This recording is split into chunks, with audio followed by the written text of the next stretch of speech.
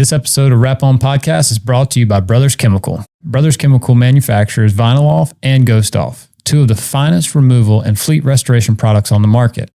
And they've just released their Adhesive Off Pro, a low evaporating, fast action glue remover that cuts through adhesive residue better than anything else on the market, saving you time and money on your next removal. Find Adhesive Off Pro at select retailers and online at brotherschemical.com. Use code WRAPON for free shipping on your first online order. That's brotherschemical.com.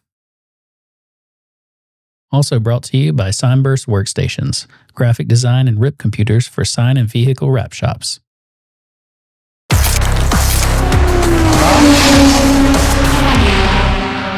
All right, let's go. Yeah. Are you settled in yet over there? No, I'm not. Still not comfortable Dude, with it's weird. Weird in It's a good weird. way or a bad way? It's weird. It's just different. It's nuts. It's different because I've done the podcasts and stuff, but this is just this is the bar has been Yeah. Oh my god, absolutely, dude. I mean, the only thing that could change is just the space gets bigger. Sure. Yeah. But then including that shit, like the interaction around.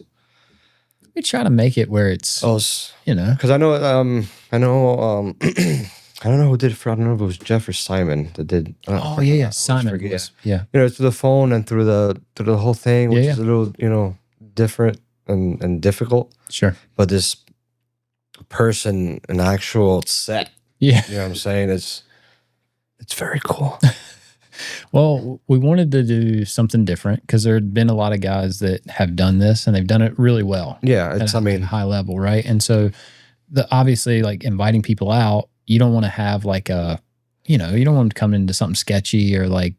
And when people get done, we want them to be able to use the content. So like good audio is really important, good video. Yeah, of course. And then trying to get people to chill and relax, that's a whole nother thing. Like that's going to be hard with me. You'll be surprised. I think we're doing good. You'll see. You'll get it. I always say it's the pocket. We form the pocket and we get in there and then it's like, none of this is even here anymore. What's in this pocket? You never really know. It's kind of your story or who you are. Marbles. Right. For some people, there are no marbles. They have completely lost their marbles. Lint. There is a lot of lint. We got to cipher through it, because Various. when we come in here, like that's the goal. You want it to be kind of intimate. You want it to be like you're here. This isn't. I feel scripted. like we are in a 1 inch by 1 inch cube having a conversation. Well, that sounds bad. It is. I mean, and all three of us are in this 1 inch by 1 inch cube. You just can't see his face. Yeah. Dude, this is weird. So for everybody that's listening, what is your name? What is the name of your business? And how long you been doing it? My name is Hannier Dominguez. I am the original company name was House of Wraps. Right now it's AAA Vinyl Installations. Okay. House of Wraps I started like 2009 is when I started House of Wraps. That's when I ventured off on my own. Gotcha. I had gone out for a little bit, opened up probably like in 03. We're in 03. Well, I don't know where do I start? So South Florida, is that South Florida. So what, like specifically, like are you in Miami? Born and raised in Miami. No shit. So Yeah, born and raised in Miami. and you're still there, like you run your business out of Miami. Yeah. Yeah. I'm in Broward County. Okay. Which is the next county over. I think 305. That's all I can think of. We're 954. Okay, got it. Yeah. Okay, it's got to be But- close, right? Well, yeah, it's right there. Okay. Yeah. I'm like 3 minutes away from Miami Gardens. Okay. Murder Gardens is what some viewers would like to Connect that. connect that with. Okay. But yeah, it's a bit better than freaking Miami because Miami is like so congested. It's like ridiculous. So Miami is a pretty busy area, right? Yeah. How's business down there? No, it's constant. Yeah. Yeah, it's constant. It's nonstop. What's Year round. what's big business down there? Are you doing mostly commercial? You color change? You got a good healthy mix? Yeah, commercial. Yeah. Commercial. I mean, I started in 03 in a printing and sign shop that my brother, my older brother, hooked me up with. Nice. He used to do he's been doing websites like since like the early 80s. So like coding, like he's Yeah, more e-commerce. Oh, okay. When the whole pay per click and all that, the AdWords and all Yeah. that, when it first, that's when he had already been in the industry when that thing started. So he was, doing websites and all that, and he worked at a company, marketing. I think it's a marketing company. Yeah, a marketing company that does all the web development stuff and all designs and all that shit for specifically the real estate industry. So the sign shop that they had that they would use, for these real estates. Got you. So they it was were like looking for somebody. So they had like a turnkey operation where they could help them with pretty much their whole brand identity is what it sounds like, right? Like they're helping them put together not just their website, but like their signage and stuff like that. Right, yeah. But it's just specifically for real estate. Real estate. Commercial, more specifically. Oddly enough, I don't know why I remember this, but I've seen like those real estate shows where like real estate in that area is like booming. No, I mean, no, real estate. No, I'm saying I'm agreeing. Oh, I'm just saying no. But yeah.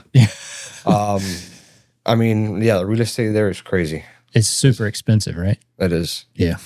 That's it. So, so you got in through the real estate company. They're producing signs. So they were a traditional sign shop? The shop that they had would contract to do their stuff. Gotcha. So is the person that my brother, it was like they were looking for somebody. Gotcha. And at the time, you know what I mean? I was looking for work, and you have any experience? I started there. No, coming green. No, me and my dad opened up a mechanic shop before that. It was like over 23 years ago. Sure. We started a mechanic shop. He's been a mechanic all my life, like ASC, master technician type, really. Yeah, but it didn't really. It was it was cool, but it didn't. I didn't have the patience for it, dude. I didn't have the patience. Were you a car guy? Yeah, always. Yeah. Well, yeah, I've gone through all the phases of car, mini truck, lowrider, freaking import. How's the car scene in Miami? No, it's big. Yeah. Yeah. Oh yeah.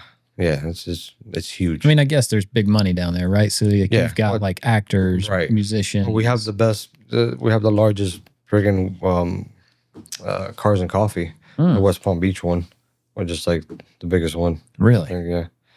I mean, they just stack them. So when you go out there, what are you expecting to see? Everything you see. Everything.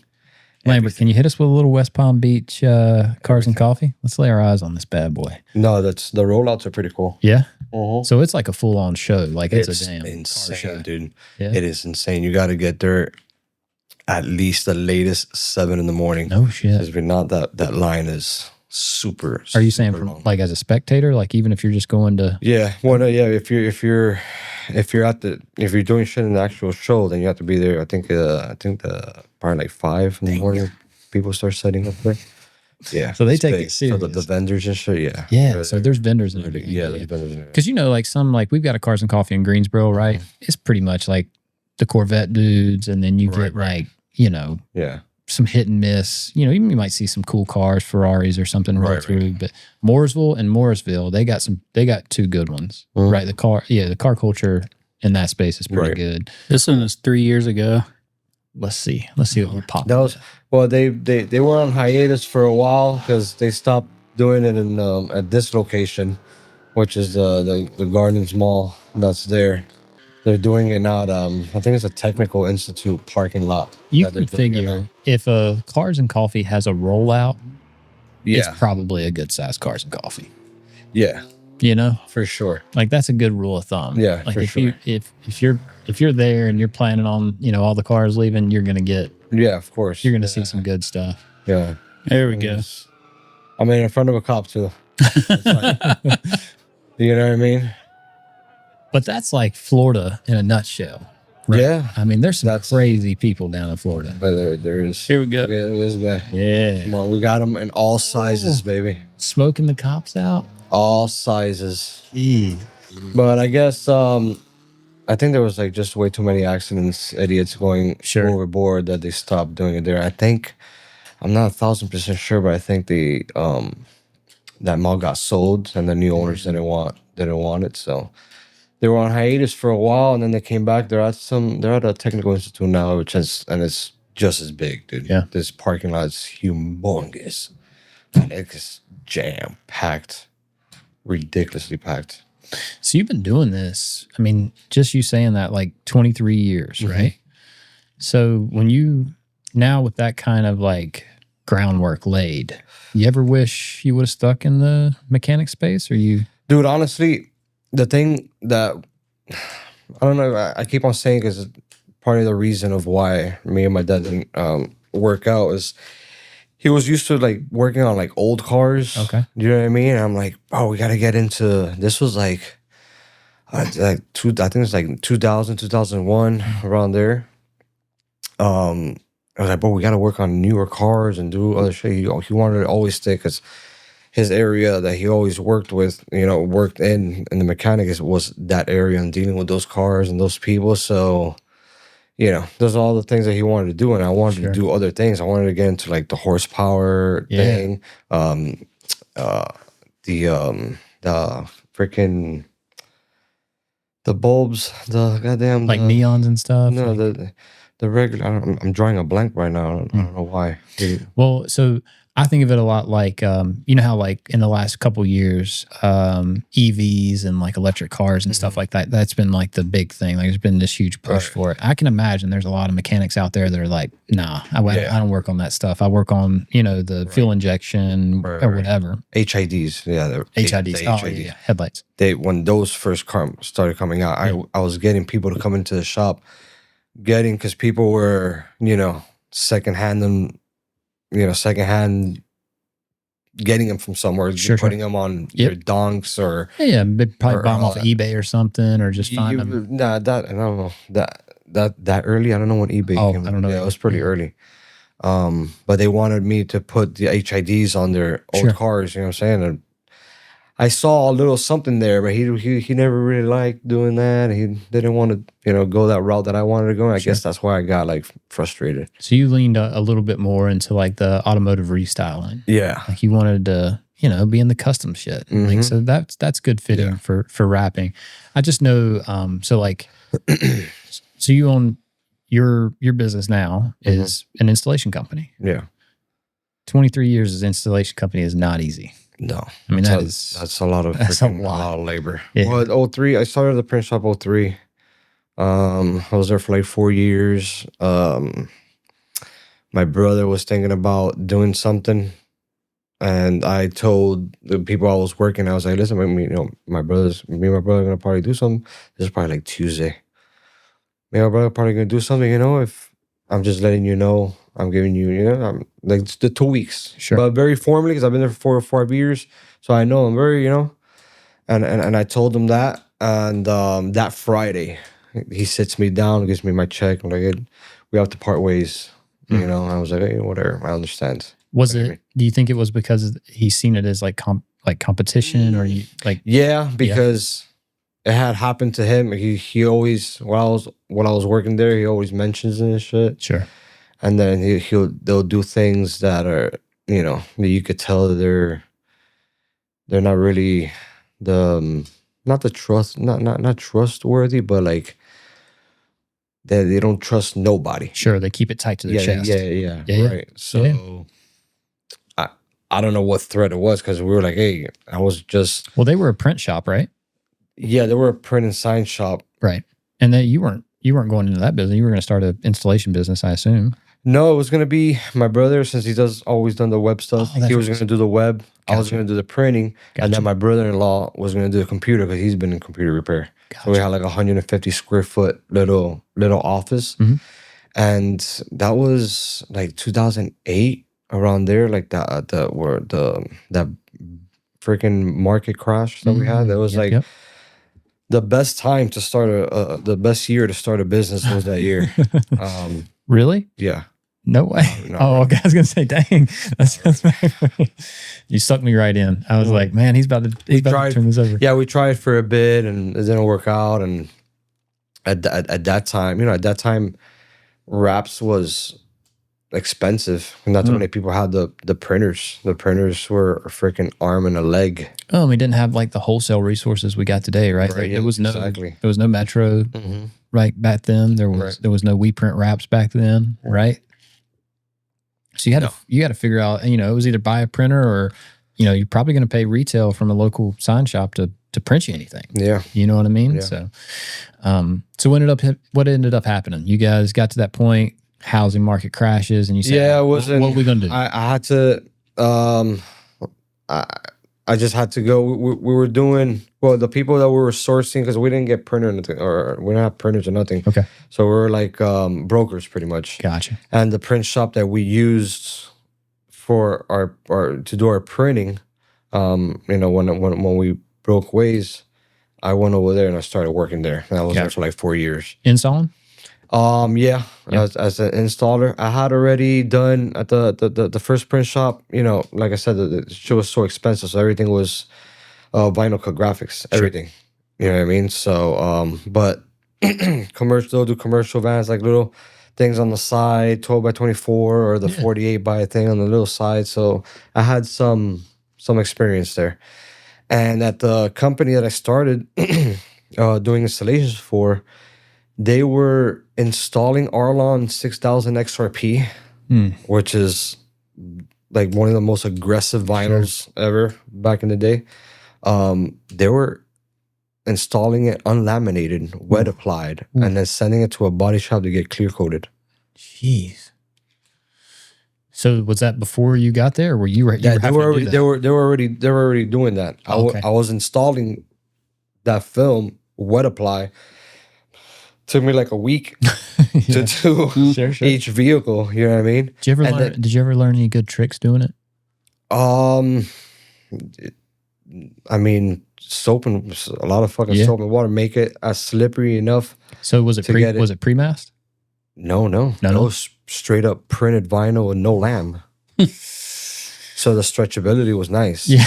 I bet so. In Miami? And then the 6000 XRP, the freaking adhesive is so aggressive that, I had the same shit for like Dusty Crystal. Sure, yeah. The wetter the better.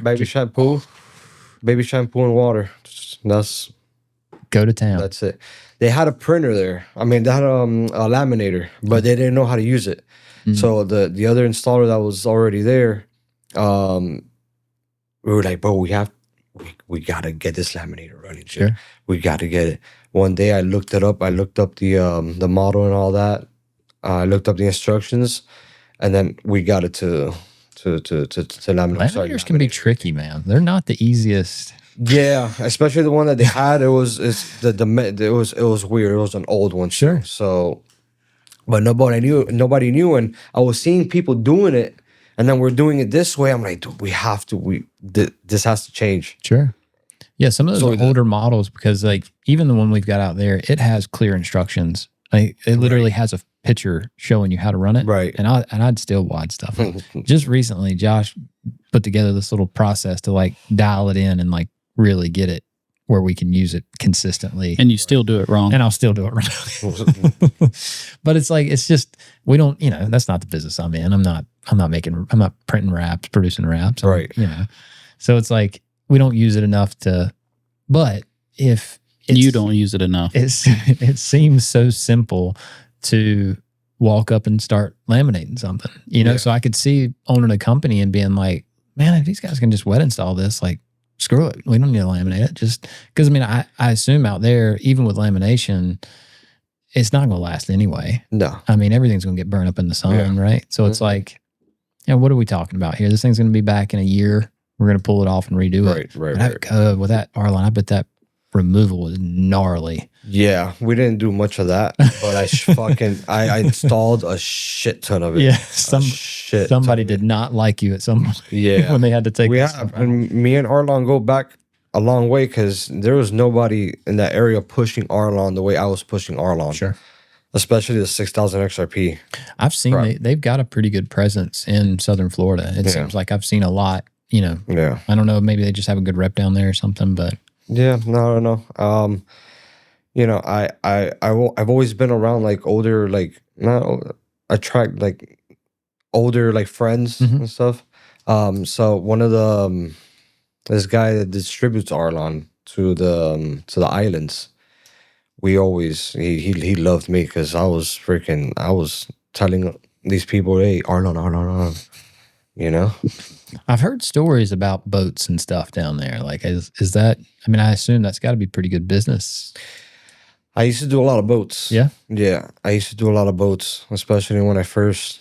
Now, see, I get them mixed up every once in a while. So there's boats and there's yachts, right? Yeah, there is. It's a big deal.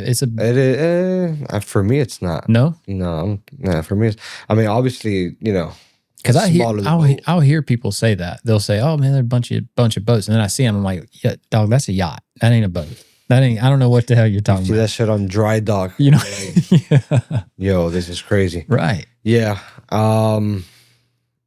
Yeah. I look at it the same. Yeah. For me, I look at it. It's a freaking boat. It's a boat. It's all a boat. Yeah. You know, it's a yacht or whatever name you have, a vessel. Somebody around here calls me with a boat. That thing better not be bigger than 20 foot. Well, yeah. You know what I'm saying? Not too many yachts out here. No. In this country. No, not in Asheboro, North Carolina. We don't see a lot of yachts roll through. A lot of them fishing boats. Yeah. And them there fishing boats. Now, bass boats, you know, some little center consoles, Carolina skiffs, you know, some of that stuff. We might see some of that roll through. Right? Right. But yeah, I've talked to a few people they live in Southern Florida or even up the coast, like, and they'll mention boats and they show me pictures. I'm like, nah, you're not doing boats. These are definitely. Well, I grew up, my dad's been a fisherman, a spear fisherman, like since he was like 13, 14 years old from Cuba.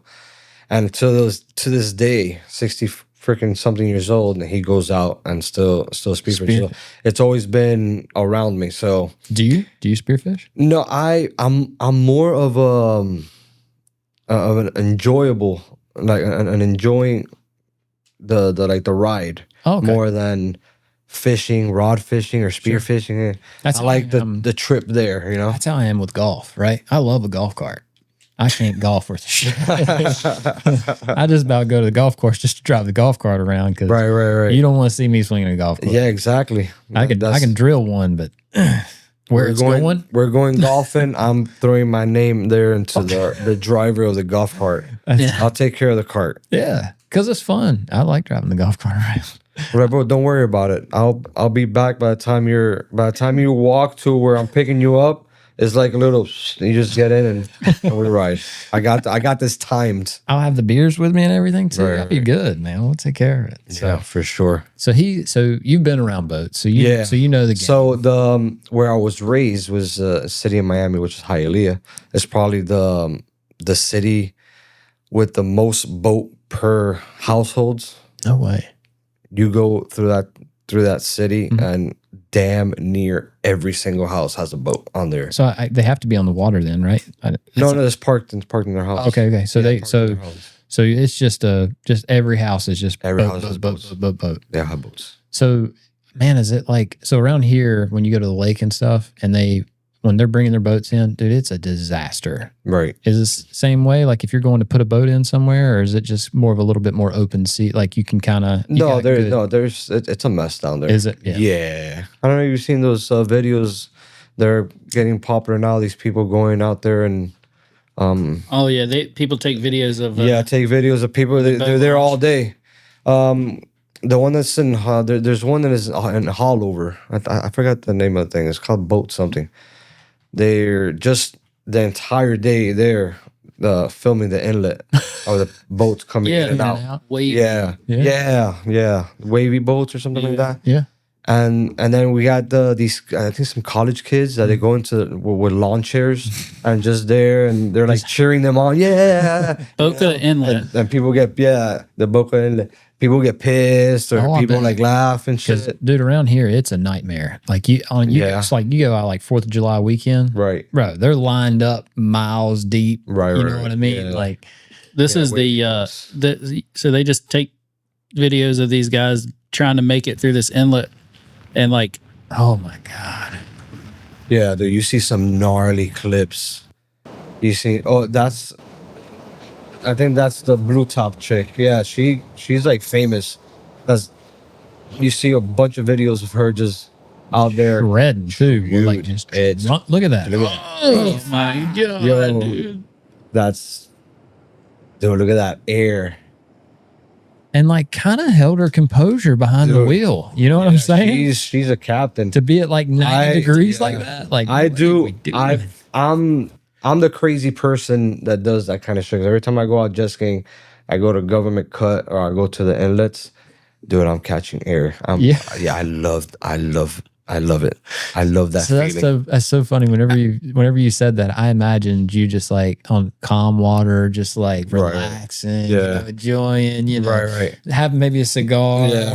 just No, these guys are freaking jumping 20 feet in the air. I have a thing. I don't do it every single year, but I have a thing where on my birthday, I'll go rent a jet ski and I'll hit up by myself and just do stupid shit like that. Cause Just shred, just dude, I fucking go out there and just throttle it all the way. Just And, it feels good. have you ever made the jet ski drive to Jamaica? Isn't Jamaica like really close to there, No, or is that a oh, it's like No. is it Cuba? no, you can't fucking No? go to Cuba. Okay. Hey, look, maybe, I'm thinking the Keys. there's an island. Oh, maybe it is the there's Keys. no, there's you could go to the Bahamas from a certain part. Bahamas. Yeah, from a certain, but Yeah. it's a trek. I've done long distances. I want to say I heard like But- 60 miles one time. Does that sound right? I don't know.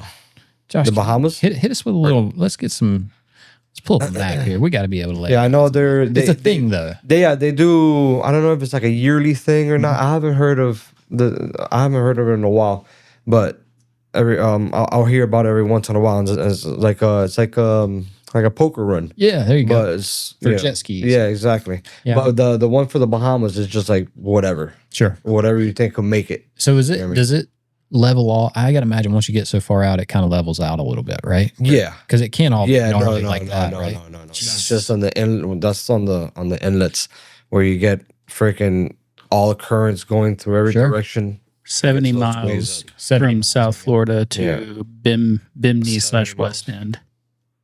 So you got these jet skis doing like 80 all the way, Just bang. 90 all the way. They go out there. Be there. Some people I watch go out there to fish. Okay, Yeah. that makes sense. Yeah. But for you, you like the adrenaline part of it. You want to Yeah. you want to hit it, and Yeah.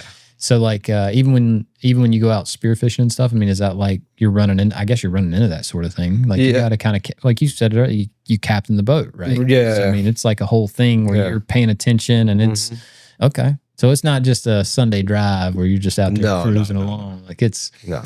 Is it again, I don't know much about spearfishing. That sounds kind of shallow waters, kind of see the fish and make it happen. He's in like in the 60.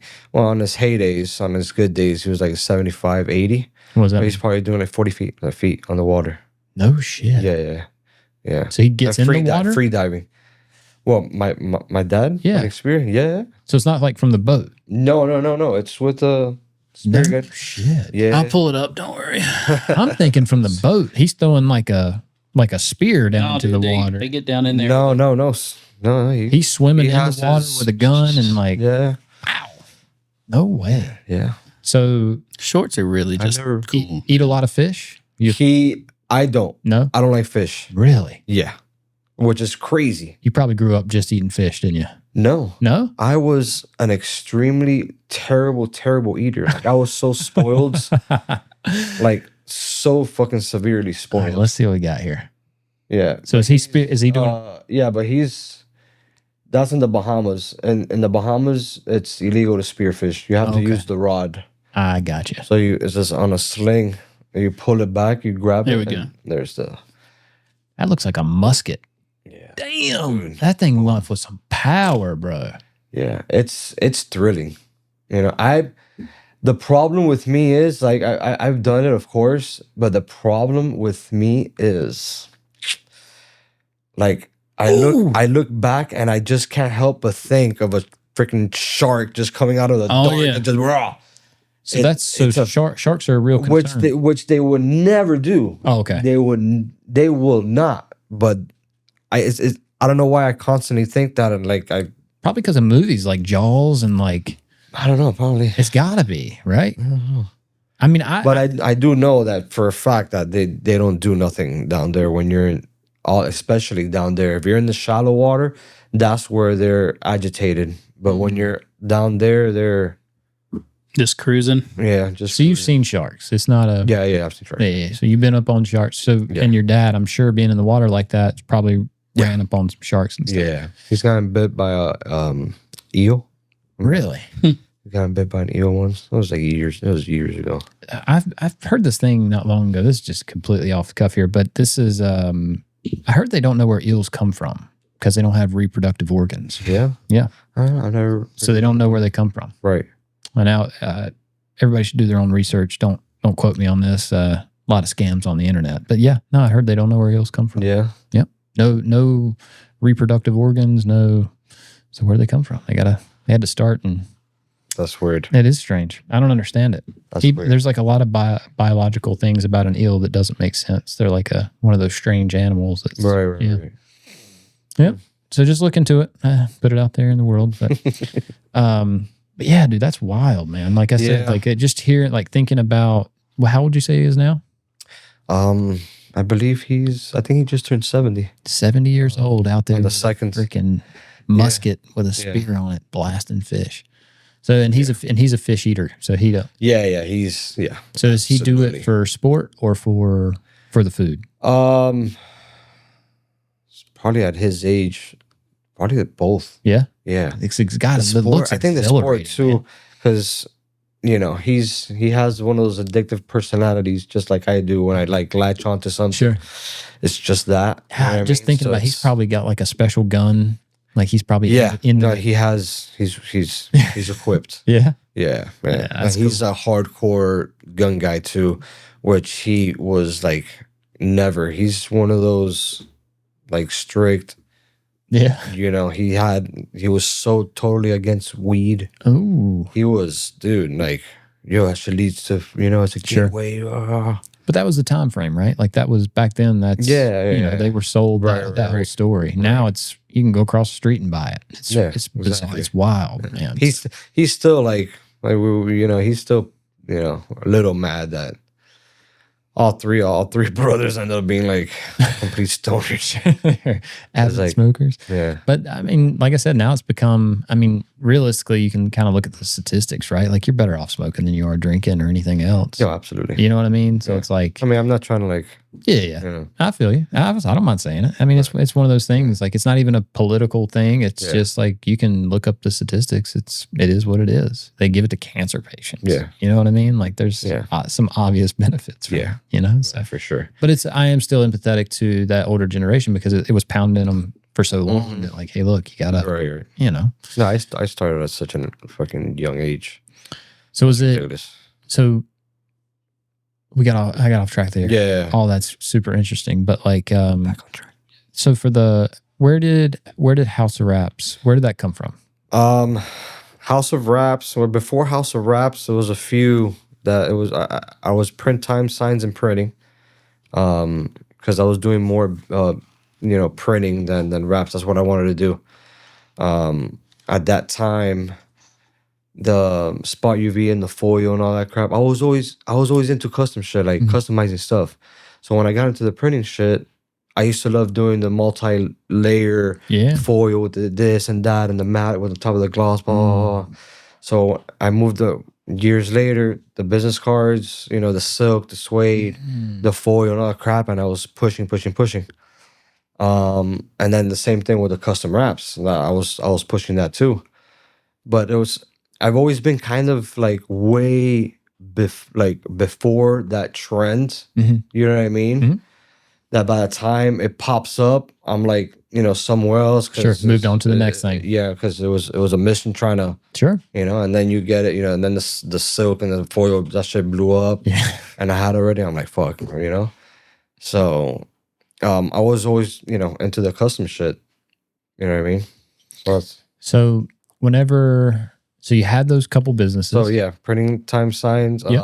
And then I did Rap Stars was right after it. Mhm. That's when I got obviously more into rap. So Yep. I named it Rap Stars. Yep. And I was really big into, when I was thinking of the names, I was like looking through everywhere to see if any of them existed, Sure. because I didn't want to have, Yeah, you don't have especially to in my mention it. area, Yeah. another name. So for some reason, I hadn't thought of, I didn't do that with the Rap Stars, and I saw that there was Rap Stars in my area, but they do wallpaper raps. Ooh. So I was like, but I didn't like that. It was like the Sure, the similar name. crossover. Yeah. So at that time, my wife, I think there was a show at that time, 2009, 2010, House of something, I forgot what it was. And we were thinking about I've always House of Cards, maybe? no, not House of Cards. It was before that. I think it has to do with a clothes designer or something. okay. I forgot what it was. Yep. And then House of Color, I've always loved Oh, sure, the paint. the House of Color thing. Yeah. So there was one night, me and my Sure. wife, we were thinking about it, and we came to House of Raps. And I was like, right there. Yeah, that's a good one. Exactly. And that was right before the social media, before Sure. Instagram came out, the Facebook also, I think. So nobody had that name, Sure. obviously. And then nobody was specializing in color change. Mm. You know what I mean? Because Yeah. we had already dabbled in it, doing like custom wrap jobs, custom printed solid color wrap jobs on cars that I'll Sure. get contracted to do. Were you at the time? Do you remember if you had good film, or were you still using some of that? No, like- we're using Avery. Yeah. 1005. There you which go. It was 1005 Easy RS back in those days. so good material. Yeah. And they're lamb. Yep. We'll do the gloss or the luster to Sure. get the satin. Yep. And then we'll get the matte from 3M, because the 3M matte was Little bit nicer. better. Yeah. A little bit better. Yeah. But yeah, that's how we got those, and before the 1080 thing Sure. came out. And was that? Do you remember that? Was that a big thing for you? Because if you guys were in the color change space, and then something like 1080 drops, Mhm. I remember when it happened. It was a big deal. Yeah, it was. I mean, it was cool, because now I don't have to like own these printers. At Sure. the time was expensive as shit. Sure. You know what I'm saying? And I was pretty young. So it was awesome. It was Sure. like, I think when it came out, I think it was like $500 a roll. Yeah. You know what I mean? Yeah. Um, And essentially, I mean, you're just buying it per the job, Right. right? Like, so like when a car comes in, they pick a color, you order that roll, Right. so it's not like Right. not a lot of inventory or anything like that. Like, and so, then Fellers opened up his thing, and yeah, I've been with him not him, but with Fellers since sure, not since it opened, because he opened like years before, but sure. in that era when he opened up one there in our area. Yeah. They've went through some changes over the last Yeah. few years. It's been interesting. But I did just start following him on social Yeah, media. he started coming back. He started doing his little pod. Yeah, I saw. The Frank Fellers Mm. the Frank Fellers Freedom 5-minute podcast. Now brought to you by Frank Fellers. Right. Josh, can you hit us with a little Frank Fellers? You know what? Little Frank Look, Fellers, come yeah. on, deliver it. Frank Fellers. Dude, I'm happy to see him back. Yeah. You know what I'm saying? Yeah. Because once he left, it was like, I thought he was done. I thought he was gone. Right. Well, I had heard. I don't know if it was correct, but I heard he had sold it for like, there was like a thing on his contract. He sold it for like 5 years or something. It's like there's something that you can sell it for like 5 years. Okay. After that, you get it back, or to continue, or renegotiate a contract. Well, or something. it doesn't But, sound like he's. It sounds like he's doing this right here, Yeah. and he's yeah. he's pretty like. Hang on, let me get some. He's turning, While you're doing it, I'll. Because that attracts There we attention. go. turning into the Kenny So- Rogers rap world. Practice that skill on yourself. Figure out something that will make you different from all the other CEOs and entrepreneurs out there. For me, it was my cowboy hat. The Good best old-fashioned marketing cowboy hack hat. that you can ever acquire is being different. Being different. Damn right. Preach it, Frank. Yes, sir. I like it. I think it's cool. He gets in there. Hey, I'm Frank Fellers, and I sold my company for $100 million. Now I'm gonna tell you how to do the same. Mm-hmm. I mean, what could Ain't nothing wrong with some advice here. hell no? I think it's great. I mean, now I don't think everybody's gonna listen to him. I Right. mean, just based off of what I've seen, right. you know, it's like he's saying some different stuff. You know, I think one of the first episodes he did, he was talking about how he was like, you know, people tell you stay out of debt. Well, let's just take a little note out of my book. My old daddy Frank Fellers here. Don't be scared of debt. I went into debt and sold my company for $100 million. I hope he appreciates that. That's a pretty spot on Frank Fellers, right? That was pretty. I've been working. That's I've been quite spot on. Yeah, I've been working Hey, on it. Working on that. Yeah. That fella. Well, I Okay. just say if he's going to keep putting out content, I'm gonna soak it in. I ain't bought a cowboy hat yet, but I'd lie. I'd be lying if I say I hadn't looked at the Stetson website. Right. I'll reach out to Joe to see if he does a wrap glove cowboy know what I'm saying? hat, cowboy hat style. I'd be like, hey, Yes. I need me a wrap glove cowboy hat. Mm-hmm. I'm about to differentiate. That'd be nice. People are going to see me coming. That'd be nice. Had to cut little holes for the podcast. So you know what I mean? Right. So it Yeah. fit in. Oh man, yeah. Fellers was that was a crazy time, man. That whole boom was that was when raps were hot. Yeah. Like things were booming back then. Yeah. You know? Yeah. So yeah, the social media thing kicked in. You know, like I said, my brother had he knew all the Google AdWords on shit. So my name was always, and at that time it wasn't as targeted as it is now. Sure. Back in the day it was a little bit more broader. Yeah, So I was able to, you know, and you put raps or anything in Google and I'll be, you know, Top of first, the list. Yeah, first in the first 5 for sure. Yeah. Always play around because sometimes you can go overboard and get blackballed for always maintaining that first spot. You know what I mean? So it sounds like you and your brothers always had a pretty good relationship. Yeah. Yeah. He's about 4 years older than me.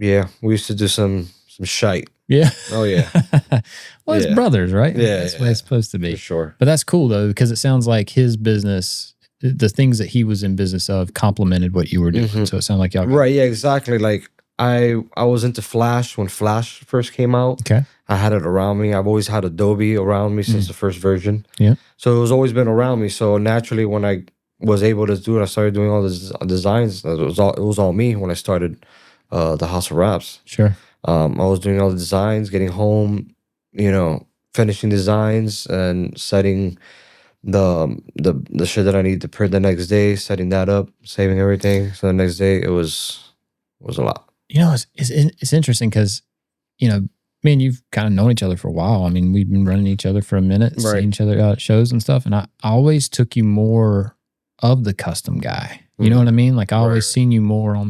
Right. I assumed. Well, house- I was really big. Yeah. The House of Raps was big for custom raps. But that was one of the first questions I asked you. It sounds like now that's kind of changed more into Yeah. commercial. Well, even just hearing you talk about like artwork and stuff, like Right. it's like that's interesting. Right. Yeah. So what?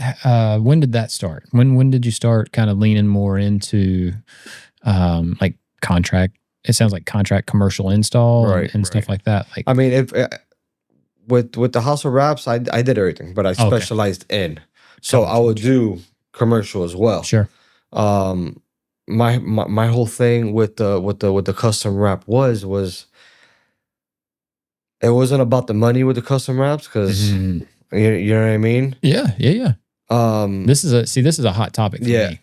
And at the time, we didn't know when that show was popping off. Mm. We were when it first started popping off, we were doing it as like a commercial per square foot type of deal. You know what I mean? Because we didn't know where to value, you know, Sure. that. Well, it didn't exist The yet. custom, yeah, exactly. Yeah. So with so much trial and error, I was like, oh shit, no, the next job I'm going up. Yeah. Oh shit, no, the next job I'm going up. Oh shit, no, the next time I'm going up. Right. You know what I mean? Yeah.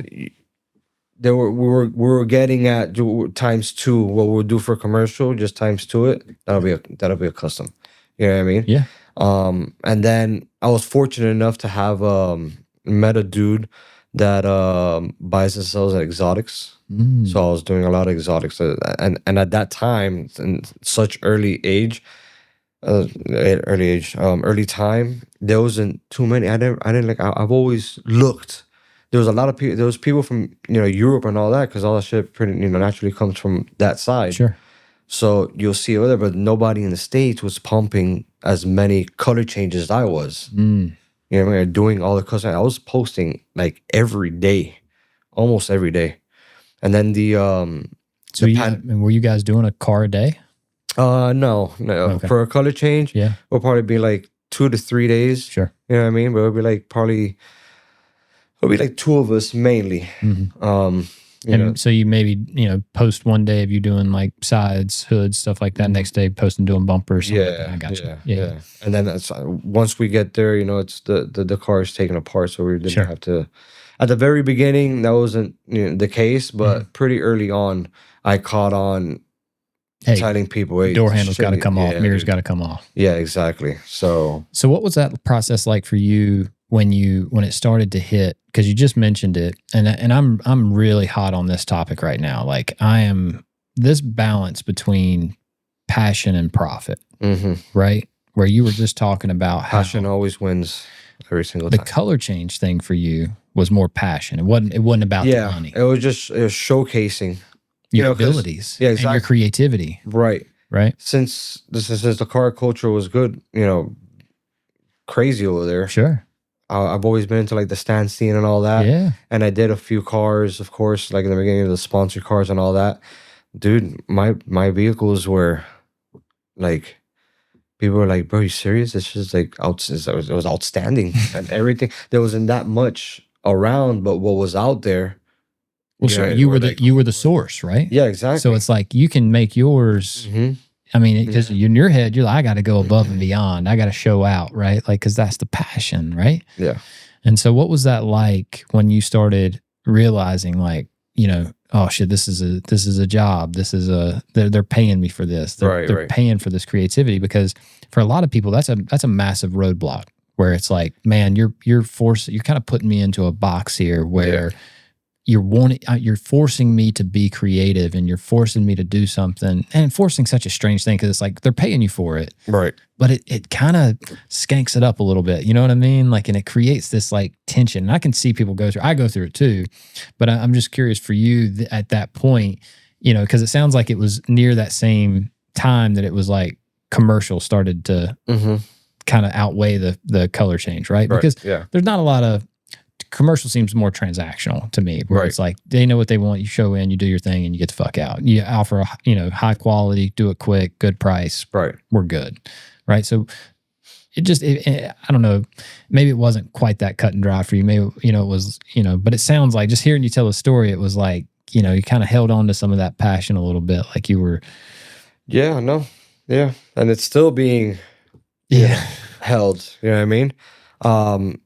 I love doing commercial. Yeah. It's, of course, my bread and butter, and especially these days, the bread and butter is in the commercial.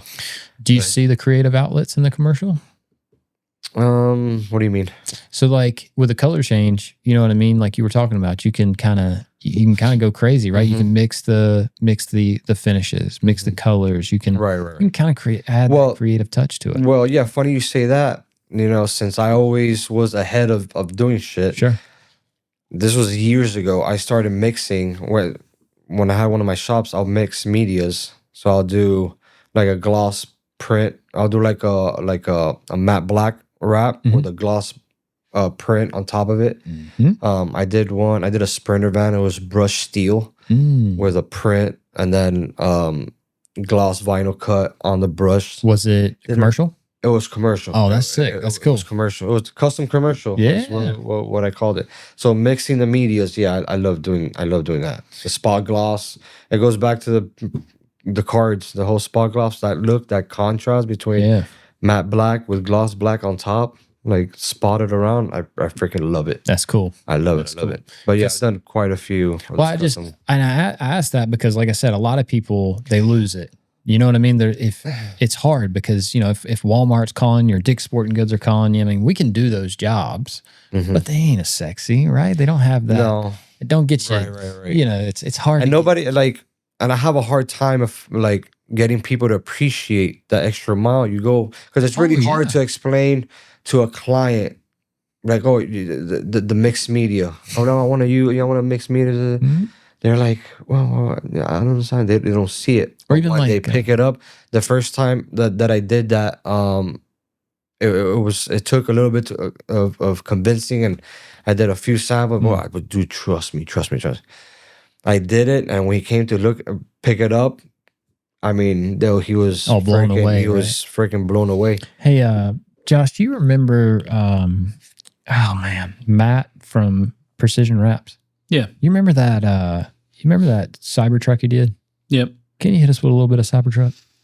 Cybertruck. I will have to find it. So Matt, he's down in South Carolina. I think it's Greenville.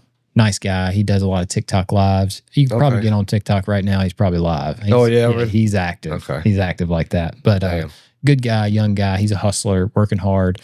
We had him on the podcast, and he was a really interesting guest because he was. So what year was that for you when you started really seeing like the that dynamic start to happen between color change and commercial? For me, it's hard to put a year on it, but probably like in 12, 13. Yeah. Around there. So this 12, just started 13, happening for him last year. Oh shit. You see what I'm saying? Damn. Yeah. So it's like, and it's interesting because, like, you know, from your perspective, it's like, well, damn, how could somebody be going through that today? But it's kind of like the evolution of business, right? Yeah. Like, so if somebody comes in as a window tint PPF guy, then they hit color change, then they start to dabble into commercial, right? So it could happen. Yeah, of course. Yeah, anytime. Right. But he worked with Christina McKay. Is that right? I don't want to botch your last name up. I love me some Christina McKay. McKay? Is that right? She's freaking awesome. Is that right? McKay? I don't know. Okay. All right. But we all know who we're talking about. Yes. Curvaceous. Phenomenal. Very curvaceous. That's the name of her business, Curvaceous Wraps. She's awesome. Great designer. But he partnered with her, and they did this for a storage unit company. Right. And he did satin, he did gloss, he did reflective. Yeah, that shit is dope. And it was all intentional. Everything was like very, you know, they thought it out. All the plastics are wrapped. You know, they added like rivets in certain like spots to make sure, you know. And so it's like, it's really cool to see, because again, Matt's in that spot where he is super passionate about color change.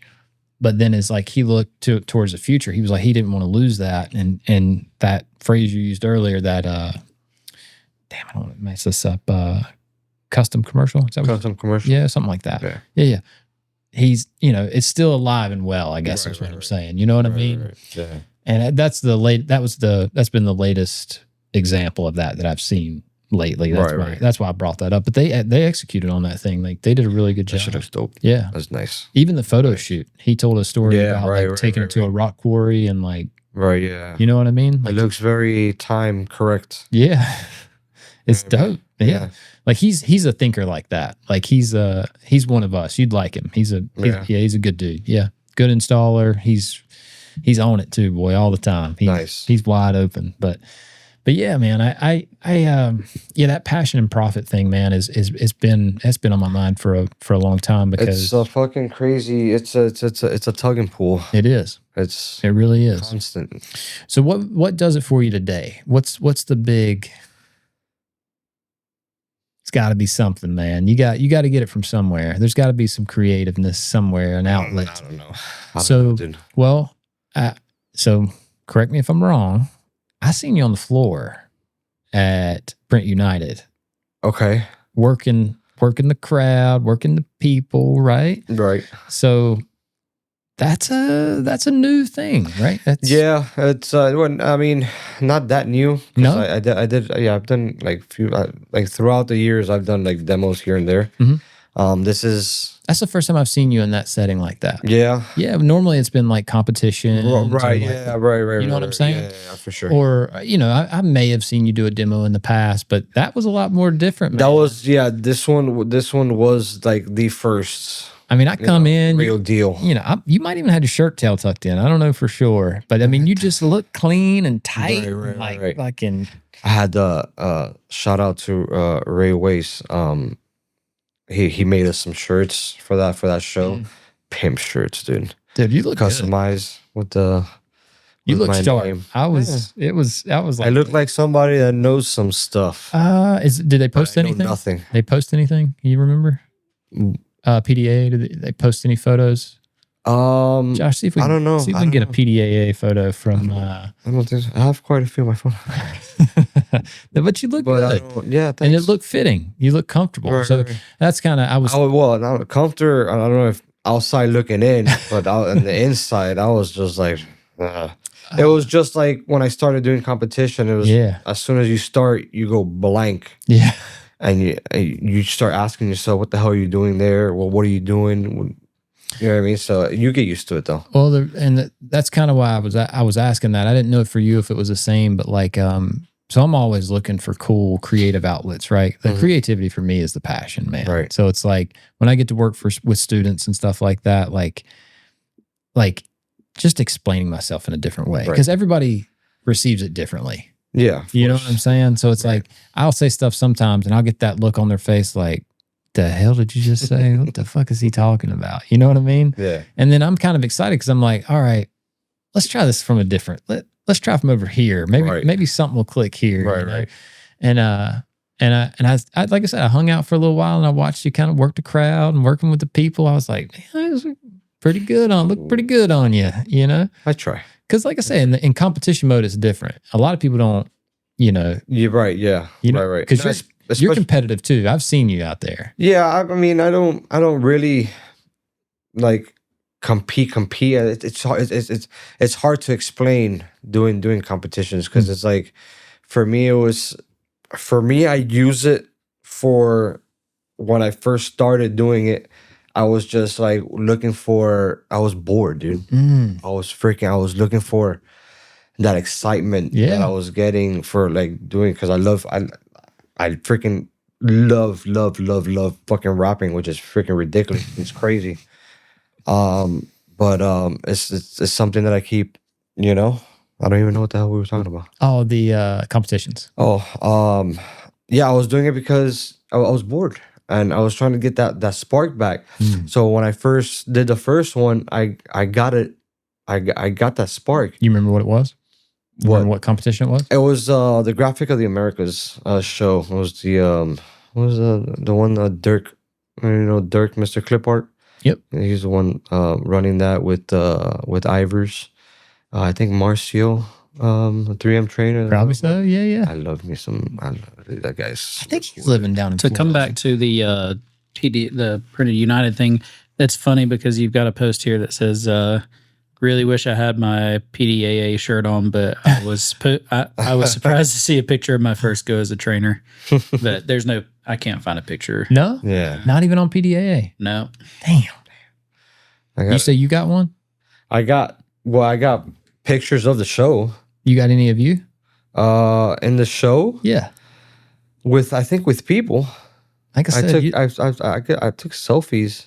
I was like, damn, man, look, I don't know. Maybe it was just maybe it was good light that day or something. But I remember I seen you over there and you kind of, standing proud. I was like, I felt it, man. Well, this is, I was asked for a picture for marketing shit and all that crap. And it was like days later, the Orlando show, and, going through the Facebook and all that. Sure. On my timeline, I see this like headshot thing. I was like, what a fucking coincidence. here we go. Headshot. So You got one? Yeah, Let's go. See? Oh shit! Look at that. yeah. You know what I mean? Who is that guy? So I did that with architectural film, and actually it was pretty cool. One of them is the wall wrap film, dry tax wall wrap, and then the other one is their architectural finish. That looks dope. It looks like wallpaper. I Yeah. guess that's probably. Yeah, that's what. So, how long have you been involved with the PDAA? Well, funny thing, when I first started doing the competitions, he was one of the first ones that I met in that realm. Back then it was Rob, right? Rob Ivers? Yeah, Rob Ivers and all that. This, I think it's like probably 13 around there. that used to do the shows in Miami. So like I always gravitate to like the older community of things. You know what I mean? Rob's a badass. I've been on here several times. Yeah, he was ahead of his time, right. Yeah, bro. I'm a full on Rob Ivers guy. So me and Dirk had been friends, socially since before that. oh, he's from down in He's from the other side of the country. I forgot where he's from. like California or something. No, over there. No, I yeah, got you. over there. And he would always invite me to the Rap Masters thing. Oh, okay. Over there, like every year, hey, you should come. Yeah. They invited me one time to go, and the stars didn't align. Sure. You know what I mean? Back in the day. I'd love to go. Yeah, it's awesome over there. But the competition over there as well is freaking ridiculous because, I mean, all the industry comes from there. Sure. Yeah, they've been posting about it over the last couple weeks. The World Rap Masters. So I think they do the last. They just had their I think they just did a show, didn't they? I don't know. I know there's one coming up and Japan. I think. Japan just happened. Yeah, Yep, that's right. Yep. And I think the last one is in Europe. And so do you know Mike? And I can't think of his last name. Mike the Rapper. He's a blonde-headed guy. He's from the UK. He's won. I know the name. He's won World Rap Master several times. Right. He's a badass. Right. He's a fucking killer. Oh yeah. Yeah. Well, so I started looking at it, right? Because now that we won, you good? Yeah. Now that we won RapsCon, right? I'm like, okay, so got that. Yeah. Where are we going next, right? And so Jim Miller, me and him talked about it a couple times, and he was like, if you're going to go and you're going to compete World Rap Masters, he was like, you'll do well in Japan. You'll do okay if you want to go to the Middle East. He said they're good there. He said, do not go to Mexico because they will wear your ass out. He said it'll be embarrassing. Is that the festival? The festival one, yeah. And then he said, but the last one is generally in the UK. And then the finals kind of this year, I looked it up and they literally fall the week right after. So I started thinking about old Mike because I like Mike, right? But he is positioned because he can go to both, right? And it's not, it would be like you going to Miami to a show. Yeah, exactly. Right? Ain't that big a deal, right? But if somebody's got to come from, Germany over to Miami, that's a big deal. Yeah. So I seen that first. And then I got talking to him the other night. He wraps F1 cars. Oh.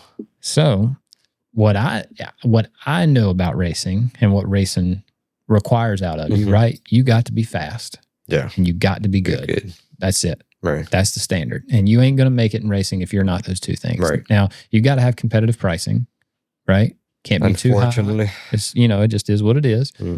But those first two, it don't even matter how, if you can come as cheap as you like. If you don't have the first two, you ain't going to make it. Right. You're going to be gone. Right. So I started looking at it. I'm like, this motherfucker, he's in racing. So he's doing this every day. They're boom, boom, boom, boom, constantly rapping stuff all day, every day. He's right there by the show. And he's, he can go home after the show and then turn back around and come back to the finals. Exactly. You know what I mean? Do you know who I'm talking about, Josh? I know. I followed. He's a monster. Yeah, I've been following his account for a while. I want to say, I hate that I'm botching this up because I think it's Mike the Rapper. I'm gonna pull it up. That's Mike Sinclair. No, it's no. It's another. He's a rap devil, no? No, you're right. It's Mike.the.rapper. Right. This one is okay. It's MEK Rap Squad. I wasn't even close, but under his name it says Mike the Rapper. So MEK Rap Squad, Mike the Rapper. I wonder if he changed that. Oh yeah. So I met him. I've met him a few times out at shows and stuff, but we got to hang out down at Miller's. Yeah. And he looks like he's angry all the time. Really? Yeah, cold-blooded, man. He looks... Well, I mean, the people from over there are usually kind of... stern, right? Yeah. Freaks me out. I'm like, I don't think this guy likes me very much. Even, I like you very much. You sure? Because your face says something different. Right. My wife's the same way. I got to check in with her every once in a while. I'd be like, baby, you still... Man, we good? We good? Yeah, I'm fine. I love you. Face don't look like She doesn't mean it. Oh man.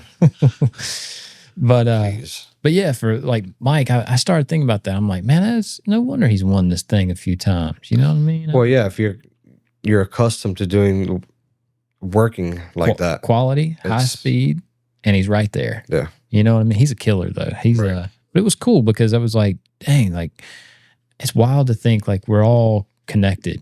Right, yeah. You know what I mean? Even over there, like, you know, he's doing the same thing you're doing. We're all doing the same stuff. You know, just the thing might be different. Like he's doing an F1 car and, you know, we might be doing a van or something. Right. But essentially it's all the same. Toyota Yaris. Yeah. So TJ, we had TJ Kessel on the podcast. TJ. Our boy T. My dog right there. How'd you meet TJ? Well, funny thing, TJ is one of the installers that was over there that I met him a lot later than the other ones that I always, So he was hung with. he was telling us there's a group down there. It's like a Yeah. I'm pretty sure it exists. I don't know. Well, actually, I don't know if it does because a lot of the times I hear stories that people don't mess with people over there. you know, Sure. especially like the ones their egos are as big as ours. Sure. You know what I'm saying? Yeah, yeah. They don't fuck with each other. you know? Got it. Okay. But down there, we all, there's, Rod Raps, which is Enrique. He's been around for a minute too. Yep. My boy David, which is installed away. He's been doing it since the beginning of the color chain as well. You know what I mean? 4 vectors. I mean, 4 vectors. 4 vectors. Did they do templates by chance? No. No? No, Okay. no. He does commercial and solid color I change. got you. I remember I met somebody. I think their vector is in their name, but they're from down in Florida, and they do a lot of the templating for like jet skis and shit. Oh, okay. Yeah.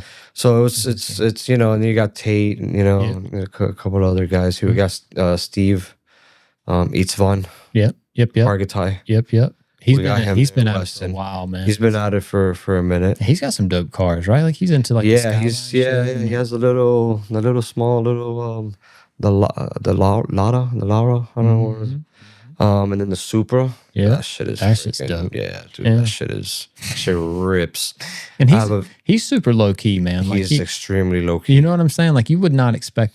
He's extremely low key. I like it. Yeah. He's Yeah, cool. he flies under the radar for sure. And I've never competed against him, but I've heard He's fast as fuck. he's fast and good. He does the cups stupid fast. Yeah. Yeah. That's wild, man. That little trick, I don't like doing it. That's the little trick that you just pre-cut that little, and you go over, Mhm. pull, Oh, and cut at the bottom. Yep. Dude, when you see him do it, I'm like, bro, get the fuck out of here. You know what I mean? Yeah, So it was hard compared because that when I started doing it, he was Yeah. running the rounds. Well, and that's what I was thinking. You He was got running the rounds. hitters, man. You got some. He was running the rounds. Yeah. You know what I mean? So I was like, shit. Damn, it's fast. I really hate that show went away. I think it has something to do with the Miami Beach Convention Center where that show was being done at. They went to renovations for quite some time. And then during that time, I guess that show got sold. So I got you. because they started doing it in Fort Lauderdale, but it wasn't successful because the majority of the people that go to the show in Miami Beach, there are the people from the Caribbean. You know what I mean? So they're like, oh, Miami Beach, hell yeah, we're Miami Beach. Yeah, we're down. So one of the distributors, when he told me this, I was like, oh yeah, that's right. Those people out there don't know what the hell Fort Lauderdale is. The majority of them, they're like From the "What hell?" Caribbean? Yeah, from people out there, they don't Really? know what Fort Lauderdale is. So they're like, oh, it doesn't sound. So they were like, that was the biggest drop, and that's why the show got sold. The show got sold. Is there that many people down there that are into graphics and raps? Well, and stuff? in the Caribbean, Yeah. and shit. Yeah, there's a lot. Really? Yeah, my buddy that sold freaking Arlon to Caribbean, he sold a lot of Arlon. Really? Oh my god, yeah. That's wild, man. He moved a lot of Arlon over there. Well, I wonder what the hot rap stuff down. Do you think they're doing a lot of boats or something? Or I have no idea. Yeah. I've been there a couple times. Yeah. Years ago. But it was, not up to my par. But over there, nobody cares. sure. Yeah, it's like No- Vegas, right? Nobody. You go out to Vegas and it's rough. Yeah, it's just people just Yeah. doing it just to do it, Sure. not doing it with the passion. Sure. It's just their job. Yep.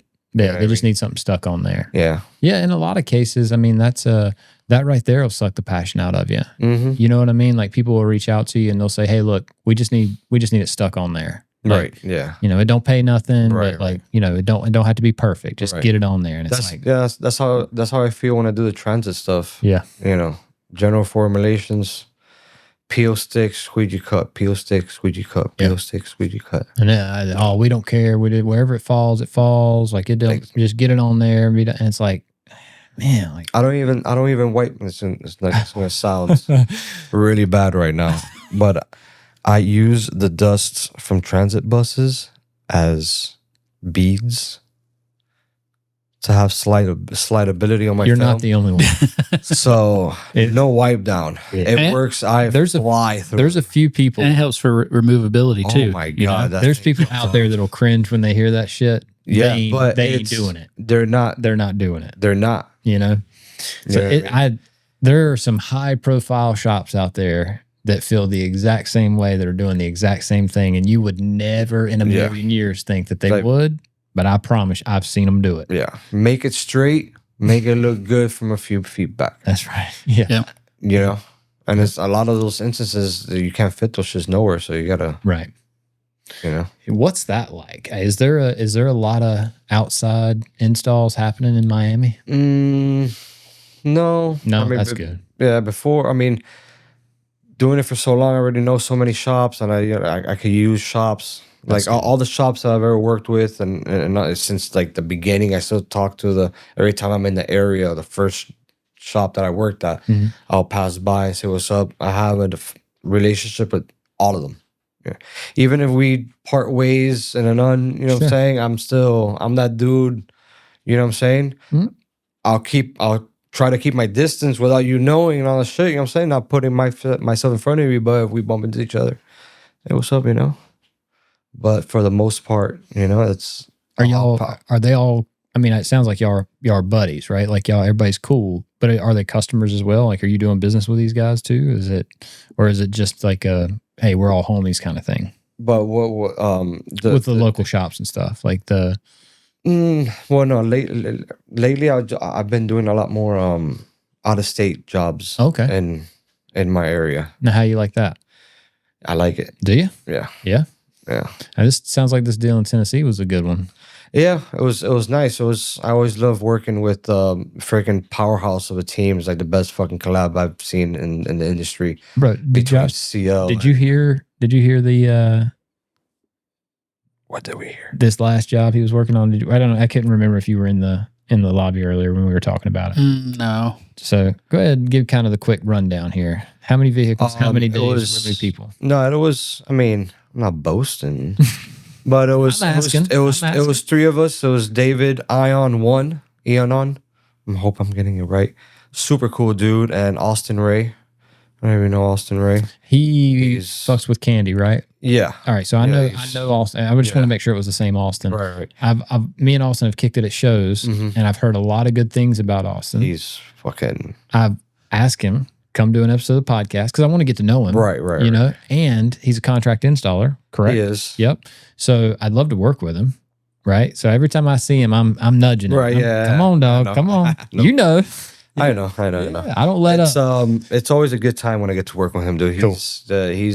He humbles me. Yeah. In my area, I'm known as the fastest, cleanest dude. Hell yeah. You know what I'm saying? I don't. No, that's good. And the big names from there, and whatever, not big names, but those known installers, they will all say the same shit. I'll say the same shit about TJ. I'll say the same shit about Dave and all these people. Just us. But working with Austin, But dude, he is fucking faster and clean. I wonder why he don't compete. He's always at the shows. Yeah, he wonders why he's there when he's even there. So, you know what I mean? He's like, I know why. He has a good time. He's always having a good time when I see him. Yeah, no, he's freaking awesome. Yeah. He's a real good dude. You know what I mean? Just like David is. And Crystal, she's cool as fuck. Yeah, she's a powerhouse. She's awesome. But we did a kick charge and COV. rollout of another HVAC in Kodak. We did 31 vehicles. It was like a bunch of high top, long wheelbase sprinters, utility trucks, utility vans, pickup trucks. Still 31 of them, like 12 days. Wow. 16 hours every single day. Let's go. We're going in with, well, I'll say we because it's too much. When Austin hears this shit, he's gonna fucking crack up. David was the one was like, we're doing 3 a day. Oh. And we were like, we're not doing 3 a day. So what ended up, we were able to do 2 and then start on the next one for the next day. And then after a while, we kind of, but it was rough. Yeah. It was freaking rough. Yeah, I was talking to Yeah, fortunately, we were like inside of the place we're working at was freaking awesome. The people there were awesome. I was talking to TJ about it a little bit, and he was like, yeah, he sent me some photos and sent me this. He was like, Yeah, this is a lot. right. This is going to be a lot. Yeah, I wanted him to go pass by, but it was going to be on the first day where he was able to make it.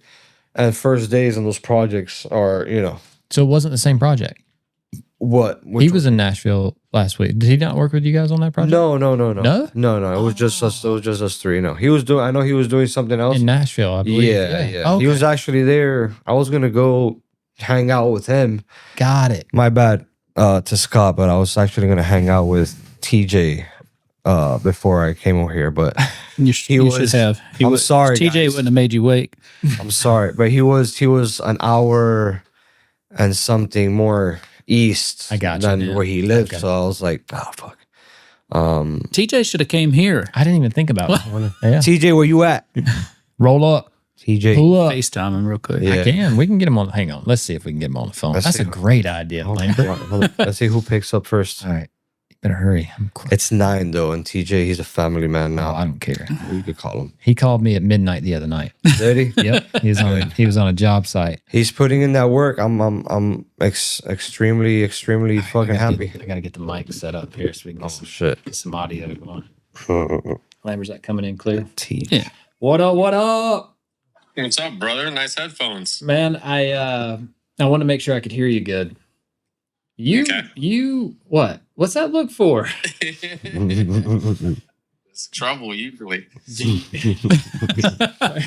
With that look, usually comes trouble. You're not asleep, are you? I'm not. No, I'm not. I'm sitting there at the computer. I didn't wake you up or anything. I know that we're keeping Team No Sleep strong. Amen, bro. Keep that thing moving. You got Let's go with you. You got any idea why I would be calling you for a headset on or any? Probably to talk about abstract philosophical concepts, toxic positivity of some kind. I mean, it is 9 o'clock. You're absolutely right. I think all those are great guesses. But check this out. What we got here? Yeah. Rush, baby. Gang, pimp. You're doing it, huh? Damn, dog. So with that beard looking nice. Yes, sir. You inspired me. You That's a know- good way to spend your day, man. Yeah, I know, right? I freaking fucked up on the flight, and I was like, "Fuck it." I was telling him that I apologized to him because I wanted to chill with you before even coming over here. So if I would have chilled with you, it would have been it. But since you were Always working, up there. you're my boy, Blue. He's trying to tell you he likes me more than you. Well, that's not an uncommon sentiment. That's all right. But Lambert did say, "Why didn't we call TJ and tell TJ to come up?" So that's on us. We messed that up. Lambie. Would have been tag teaming up in What this up? bitch. That's true, man. Josh says, "What up?" It's funny because we got the headsets on and everything, so we all think that you can hear us. I don't know if you can or not. He can. Can he? Okay, good. Yeah. All right, Here's- that makes it. Is making it happen. Is there something that exists that you could plug into a phone to that so that you could? I don't know. Yeah, we've just never done it. Yeah, Like you can connect Bluetooth to this and like have a full on conversation. we should look into it because there's nothing. This is the second time this has happened. Yeah, Yeah. So we gotta. we don't The do it. third time's the charm. Yeah. We don't do it very often. We should do it more. Just cold. Yeah, we just cold call people. Jersey boys back. Yeah, I think so. I think this could be an excellent segment. I think having some input from people like TJ. Right? Yeah. Yeah, a little amusement here and there to reset the aura. Now, got a little animation going, you know. Let's bring in our resident shit talker. Yeah, I've got your picture pulled up on the big screen. Oh shit! Look at that, my dog right now. The lean back. Damn.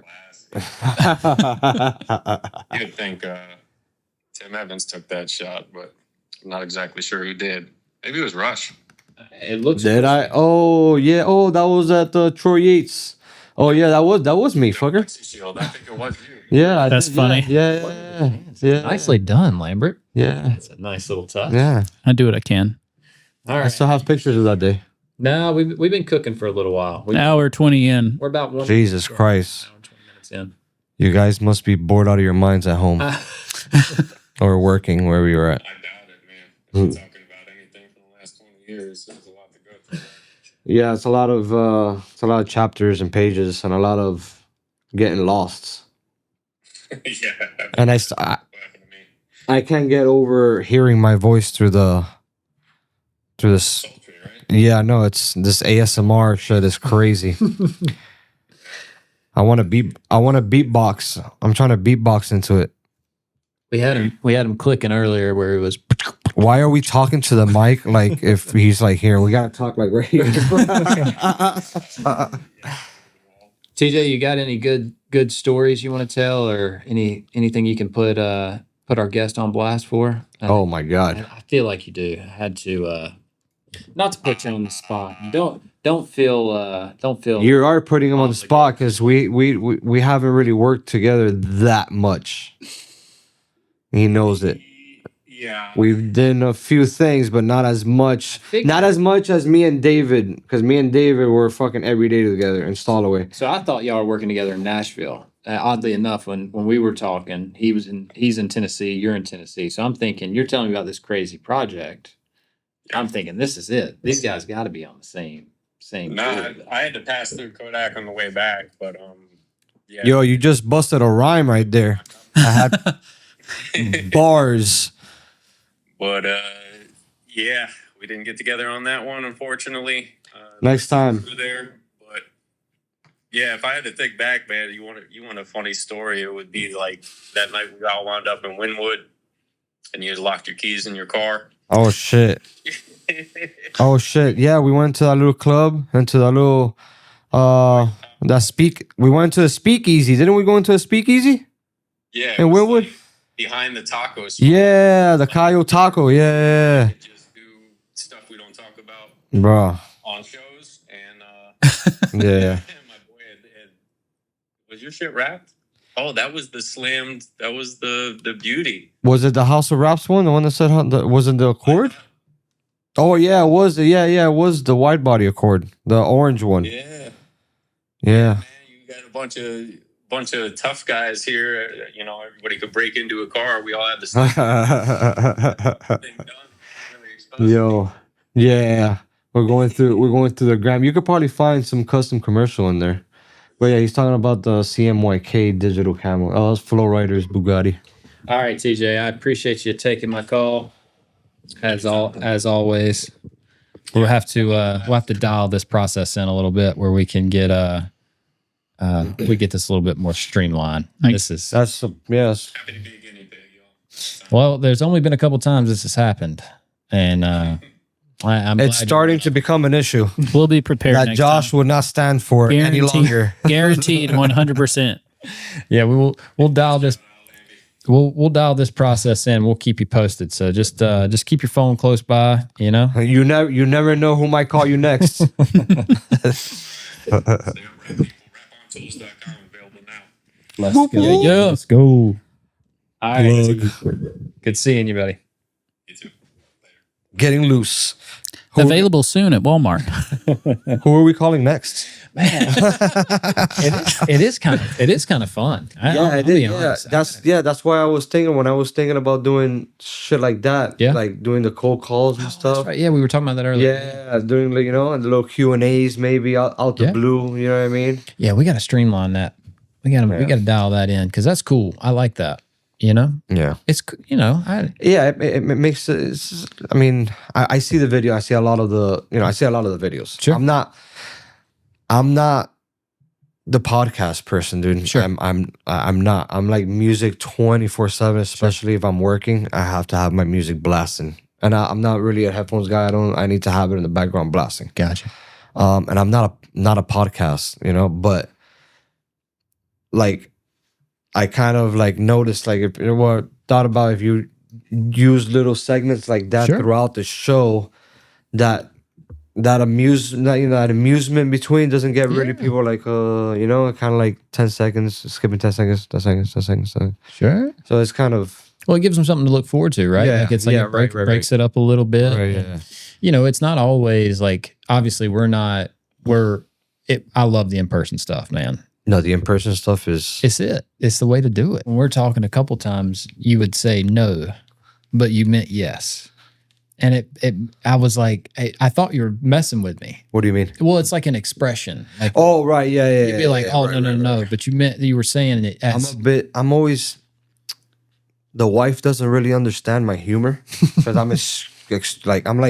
I think I'm extremely sarcastic, like 1,000% of the time. normally I She pick up doesn't on think it that. really well. Right. But you've done it a couple of times where I'm like, is it? Because Yeah. I think it might. No, it's not. No, That's right, dumb. right, You're right. dumb. Like, pay attention, Scott. I do that. I do that a lot with people. I'll give them the answer. They really didn't. Well, He's the like, first- are you? I was like, no, of course not. The first time you did it, I didn't catch it, so I just rolled with it. I was like, all right, maybe I'm just dumb. I'll whatever. I could have missed it.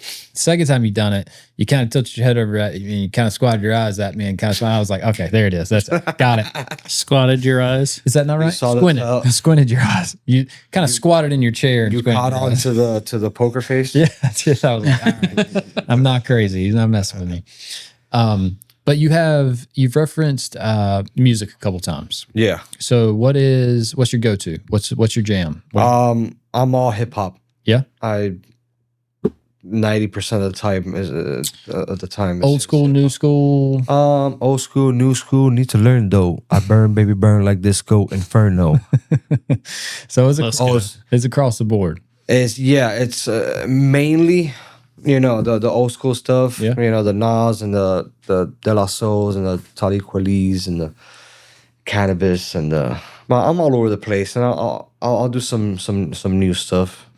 Is that is it motivating? Is it something that you? No, I just get lost in it. Yeah. Yeah, I get lost. Like it makes me get lost when I'm installing. So that's a really interesting topic because I don't like hearing my own thoughts. well, that's kind of what I was getting to. Like it's like the zone, right? Yeah, And some people like operate better in the chaos, right? Yeah. They need the sound, I've heard people like sleeping with machines and stuff that make sounds because it helps them sleep better. But it's Right. like, and then there's people on the other end of the spectrum, they need it blacked out, dead silent, ice You're cold, right, you know what I mean? yeah. So having that, knowing yourself a little bit and like knowing that that's your go-to. So Kevin, I went to Kevin Kempf. Mhm. We were at a competition last year. Well, not 2012, 2024. And one of the rules were no headphones. Couldn't have headphones in the competition. Now, I thought that was interesting. That is interesting. I thought that was interesting, right? Because a lot of people, that's how they get in their zone, right? Right. And you even said it earlier, you're not a headphones guy. You want to, Yeah, now that you say that, I'm like, damn, that's like, if I would have that, would it do something? dial you in. You know what I mean? Right. Because Instead of it is- having that. Well, it's like in here, right? Like it takes a minute to get settled in. Oh my God, I'm still not settled in. We've been here for 3 hours, and I'm still unsettling. Really? Oh my God. You look comfortable now. Yeah, but it's, the contents of this drink, baby. Well, I don't know. You know, like I said, for everybody, it's different. You know what I mean? I think it is. I guess if you've never been, like you said earlier, you're not a headphones guy. So having headphones in, me being in your ear, Right, you know, the whole close proximity, like we're kind of, you know, Right. I can reach out and touch you, you know. So, but we try to make it as comfortable as we can. Right, but it, you know, some of it is just, you know, you got to have cameras, got to, you know, lights are going to be on. No, so. it's really intimidating. Yeah. It's extremely intimidating. Just like when you're freaking competing. Yeah.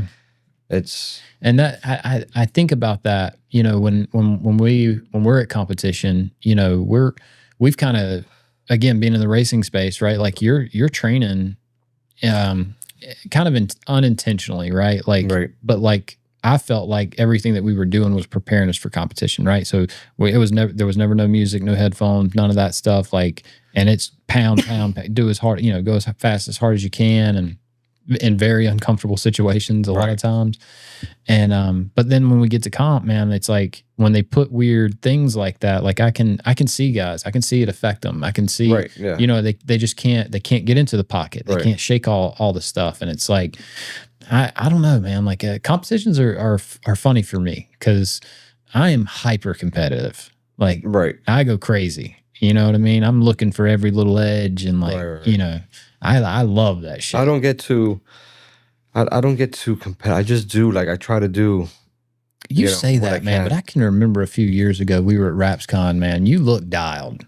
Like you were like in. Yeah, I may look the part. Like I always look the part. Yeah. You know, but. You had me convinced. I was inside, I was like, what are you doing? Why are you doing it like that? You're not supposed to stretch this way. You're supposed to stretch that way so you can fucking suck this part in. What the fuck are you doing?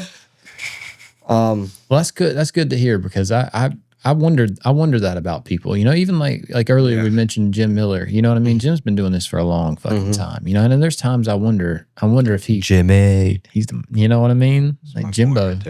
He's been doing it for a long time. I wonder if any of that shit ever hits him. You know, he's another one. I'd love to have Jim on the podcast. You know what I mean? No, that'll be. I don't know why he said he'd do it. Yeah. We talked after the first episode. He's a lot closer than I am. Yeah, for sure. He's busy though, man. You know what I mean? He's kind of living the life, man. His new place. That's just pimp. I haven't been there yet, but dude, it's next level. It's pretty.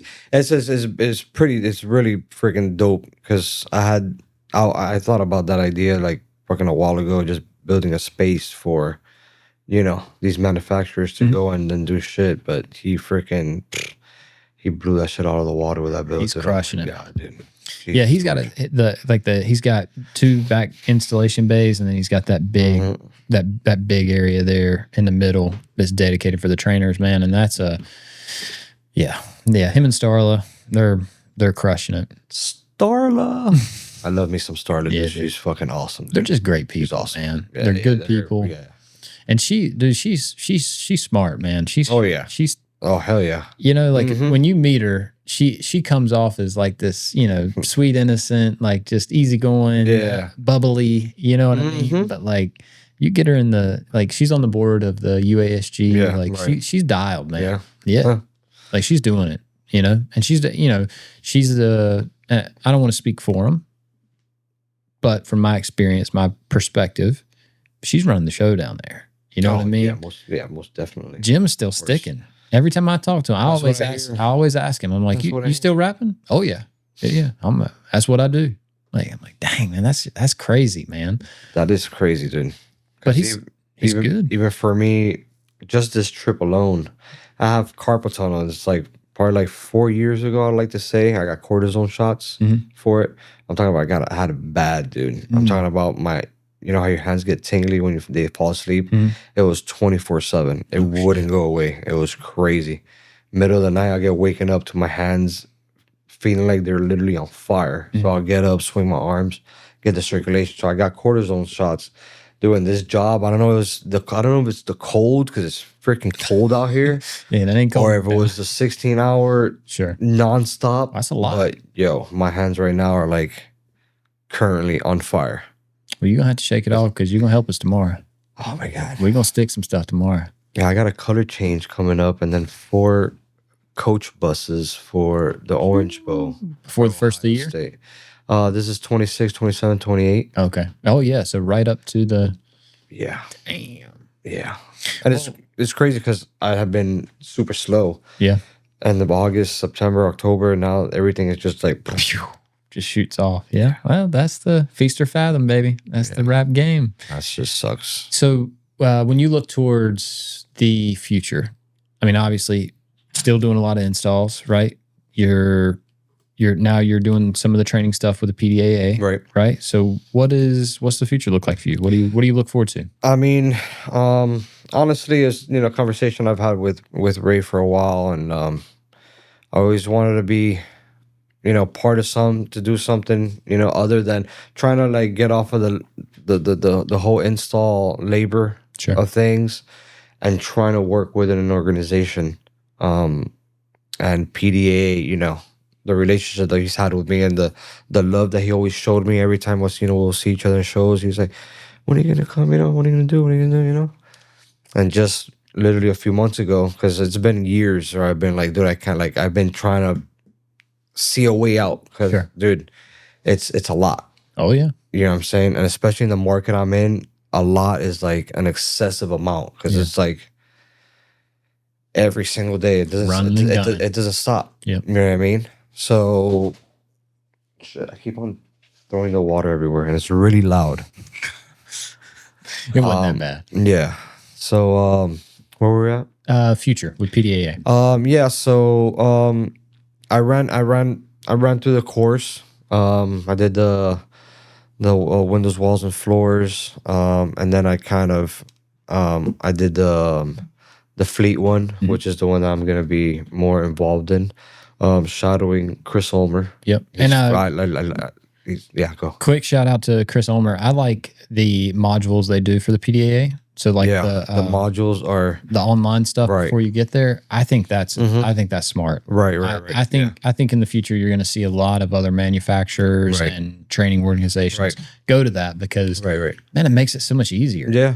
Right. You get all that stuff out of the way first, and then when you get there, it becomes hands on. Right. Yeah. Like we're all on the same page. You had to go through the modules. You had to pass the test, right? And so now I know what you know. You know what I know. Right. Let's get hands on. Yeah, for sure. With the PDA, it was an older crowd that ran things. They're in the process of like putting in some young bloods in there. For sure, revamping. You got Kenny Burns now. Shout out my boy Kenny. For sure. I just did my first job for Kenny. Yeah. Yep. He's a world of knowledge, that Kenny. Super nice guy, man. Right. And he was down there with you at the at Printing United, correct? Yeah, he was. Yep. He was him and Fatty from Chicago.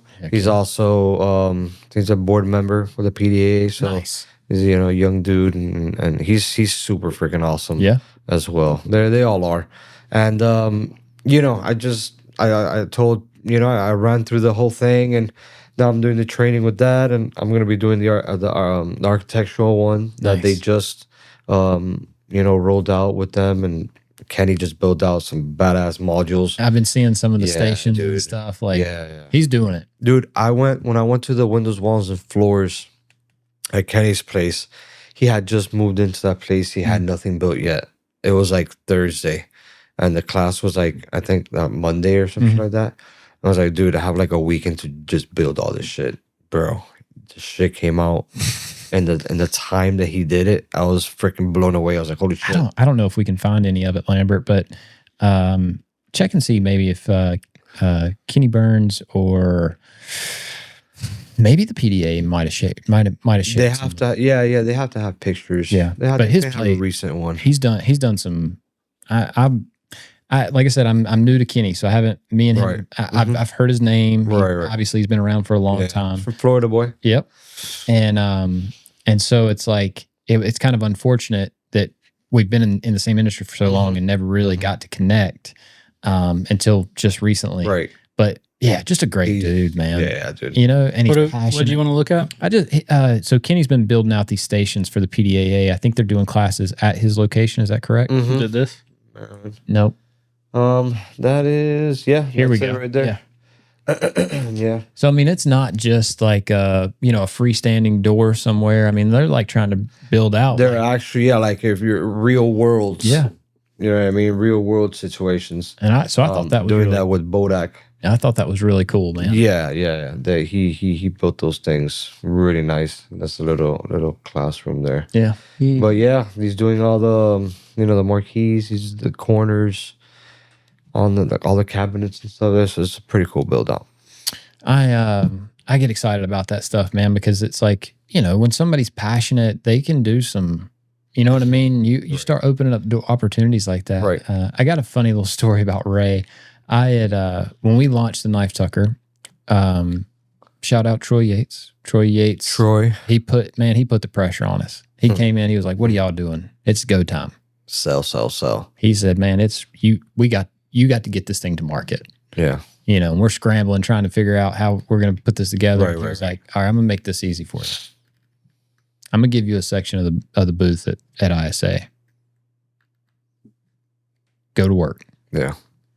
And You guys were hustling. bro, Me and Josh, yo. You were slanging them knife tuckers. bro, well, I'll say this. Josh worked he worked his ass off to get us there. Then once we got and my wife. and shout out Shout Audrey out too. to the wife. Yep. But once we got there, I was hustling. I was in every booth. Right. I was giving the spiels. I'm walking and talking, shaking hands, kissing. Yeah, it was babies. impressive. I was. Dude, you have a good voice for this. Oh, I appreciate that. Yeah.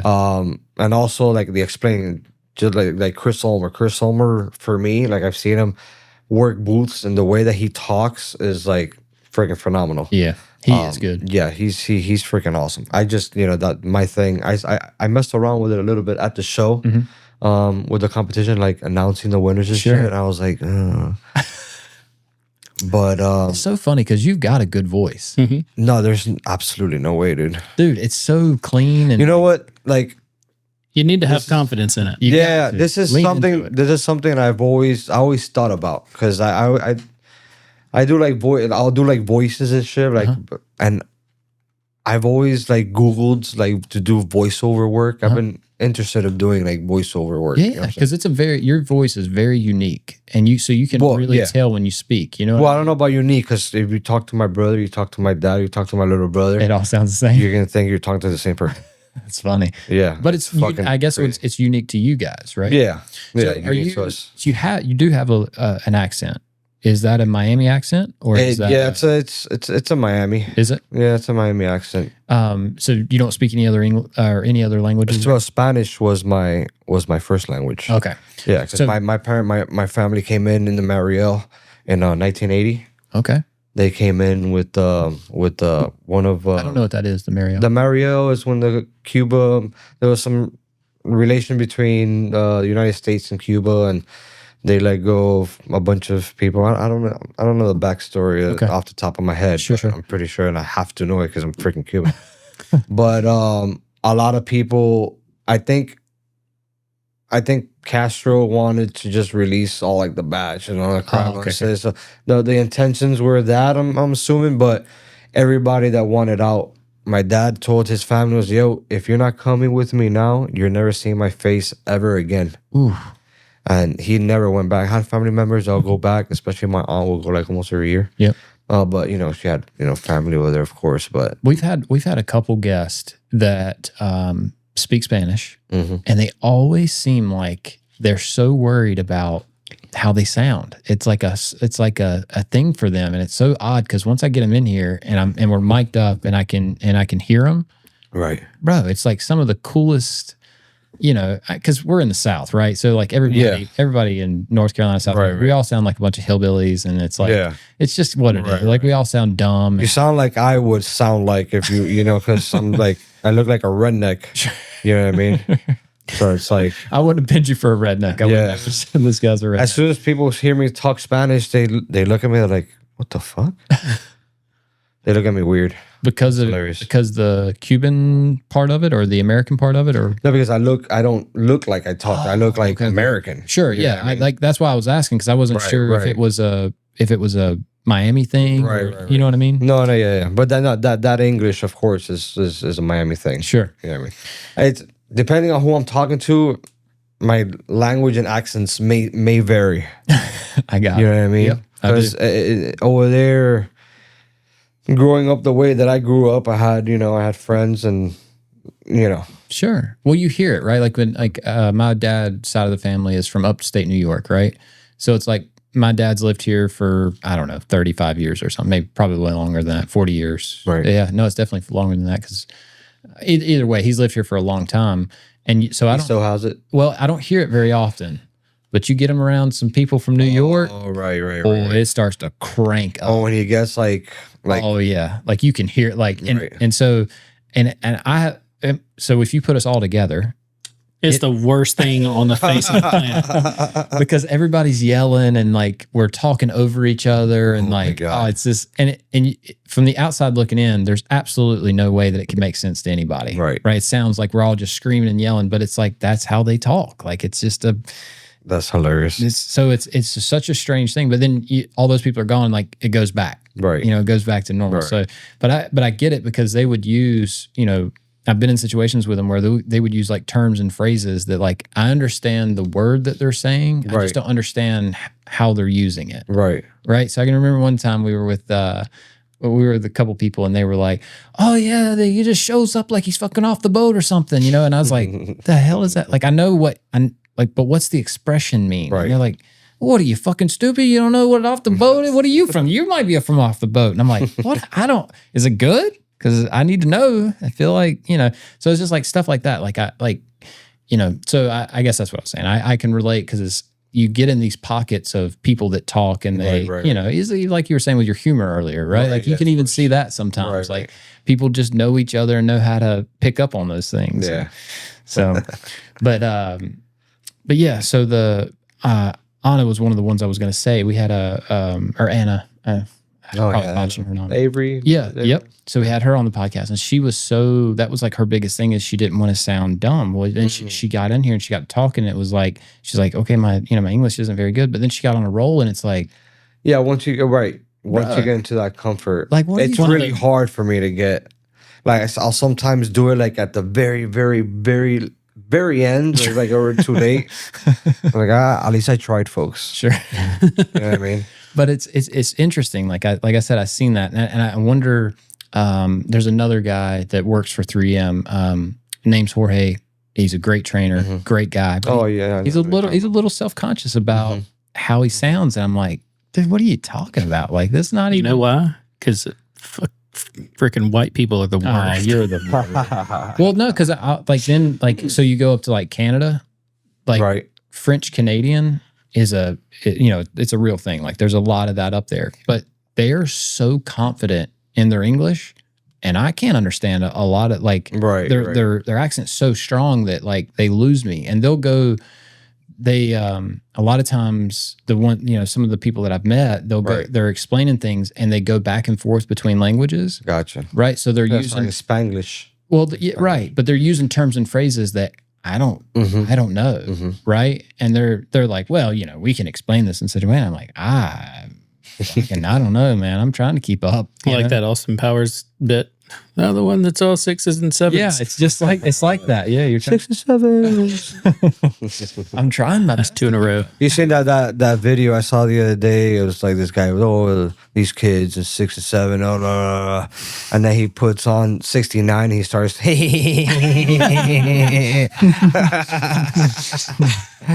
I saw that shit the other day. I was like, oh my god, that was hilarious. That's funny. Meme City, baby. Yeah, So I don't get these goddamn kids. I got grown kids. So every episode, I try to. Do you know Brad Felty? Yeah.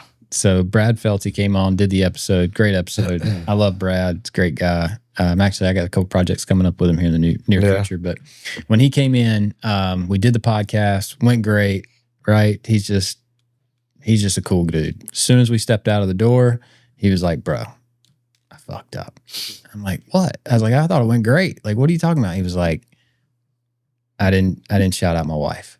Oh, dude, and the wife. it hit him, dude. Like it hit him hard, and he felt that. Right. So every episode since, I've made sure to give her a shout out. I always try to give her a shout out because I know that he meant it. He felt that shit. Right. So I always give her a shout out, but I always try to use this as an opportunity as we're wrapping up. You know, if there's anything that we didn't talk about, or anybody that you want to give a shout out to, somebody that's, you know, this is definitely not to put you on the spot or anything like that. It's just one of those things where, like, when looking back, At the same time, putting me on the spot. no. Because I mean, again, like you don't have to, right? But it's like a friendly reminder. They're like, hey, I look. hear you. Quit your mansplaining. Well, I'm trying to give him a little bit of time so he can think of the thing.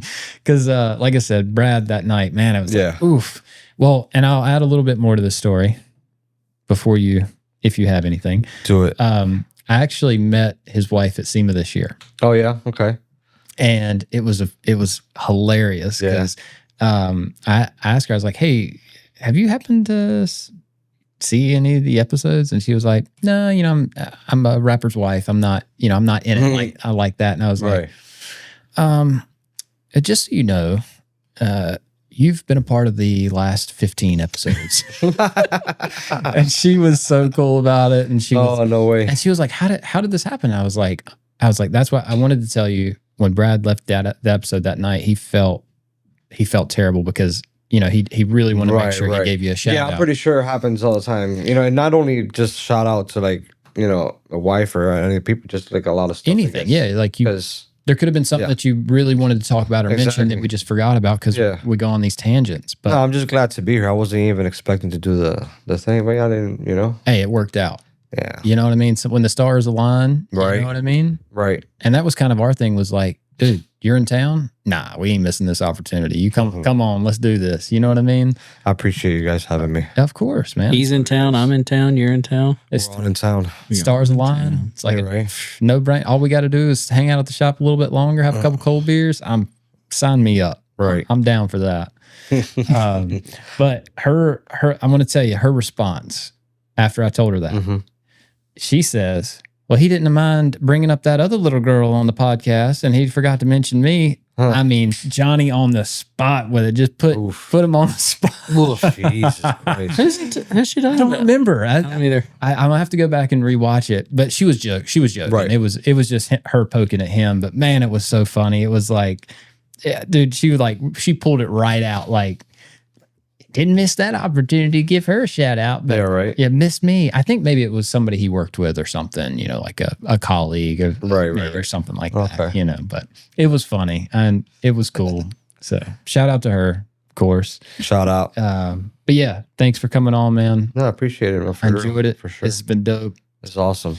I told you earlier, you find yourself up this way again, come kick it with us. Yeah. I love the idea of being able to reach out to people. I think that would be, Yeah, that's pretty. dude, I think that's pretty cool. we're going to do it. We're going to implement it. Nice. It's going to happen.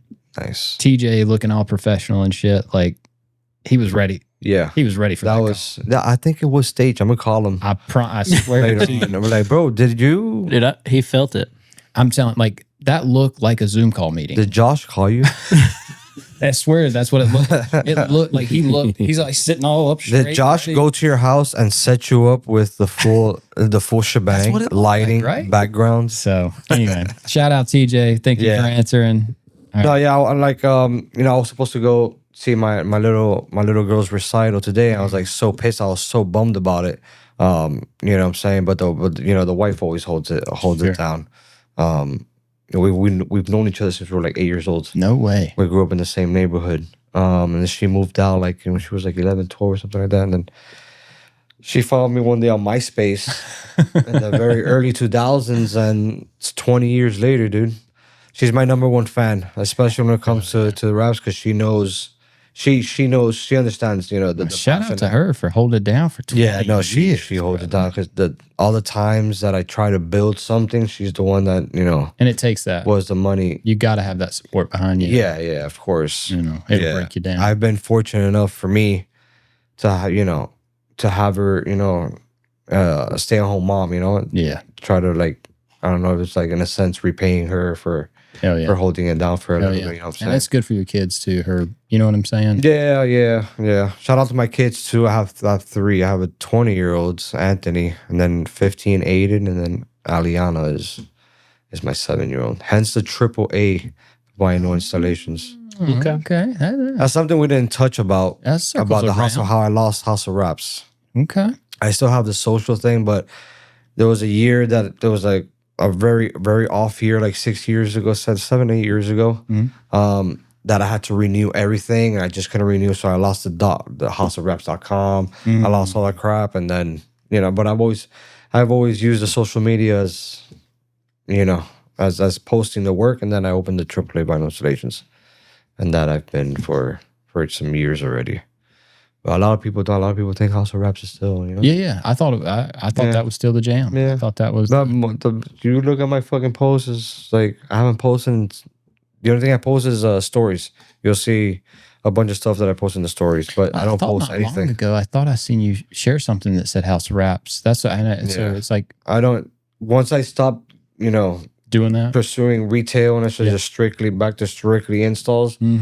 I don't post shit because it's stuff I do for other people. Sure. If I post it, it'll be on a story, which it self deletes. Like you said earlier, I mean, you've been at this for so long. All your customers know who you are. Yeah, they're going to keep calling. Right. Right. So it's like once you get that name built, right. Of course. Yeah. Especially if you can survive those up and down turns.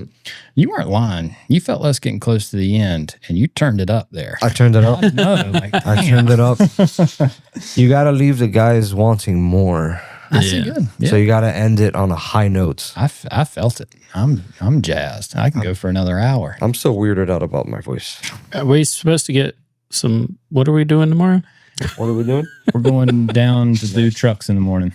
Yeah, so we probably shouldn't go for another hour. Yeah, all right. No. That's fair.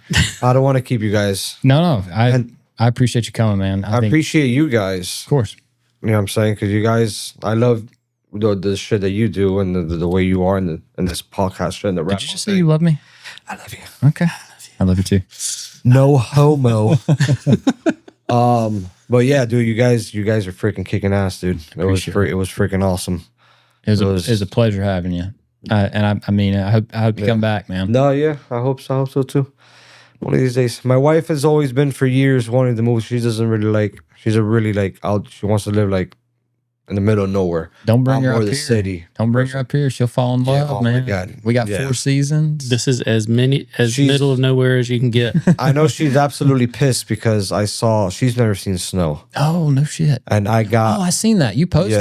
Yeah, you'd never seen snow before. I had never seen fall. I've seen frost and I've seen like a sheet of white on green grass, but I've never seen actual like freaking. That's wild. I was tripping out outside. I was like, Yeah. bro, it's like, it's rain, but it's like in slow-mo. It's like, it's Shit'll weird. change your whole life. You look like my dog. That's what my dog looks like when it snows. He's sitting on the front porch like, Yeah. no fucking world. A little bit more. And if the flakes were bigger, I'll be trying to catch them. But yeah, it was trippy. It was trippy. I'm pretty sure she freaking hates it because she's always wanted to freaking travel and shit. Yeah, of course. And fucking sucks balls. Now you got a good reason to come back. Bring the wife up, come hang out. Fam. Yeah, we'll do wrap some cars, we'll kick it. Be a good time. Sounds good. Hell yeah. Lambert, we good? Yeah. Lambert, are we off air? All right, good. man. Appreciate you. If I had this at home, I would just do it just to always fuck around.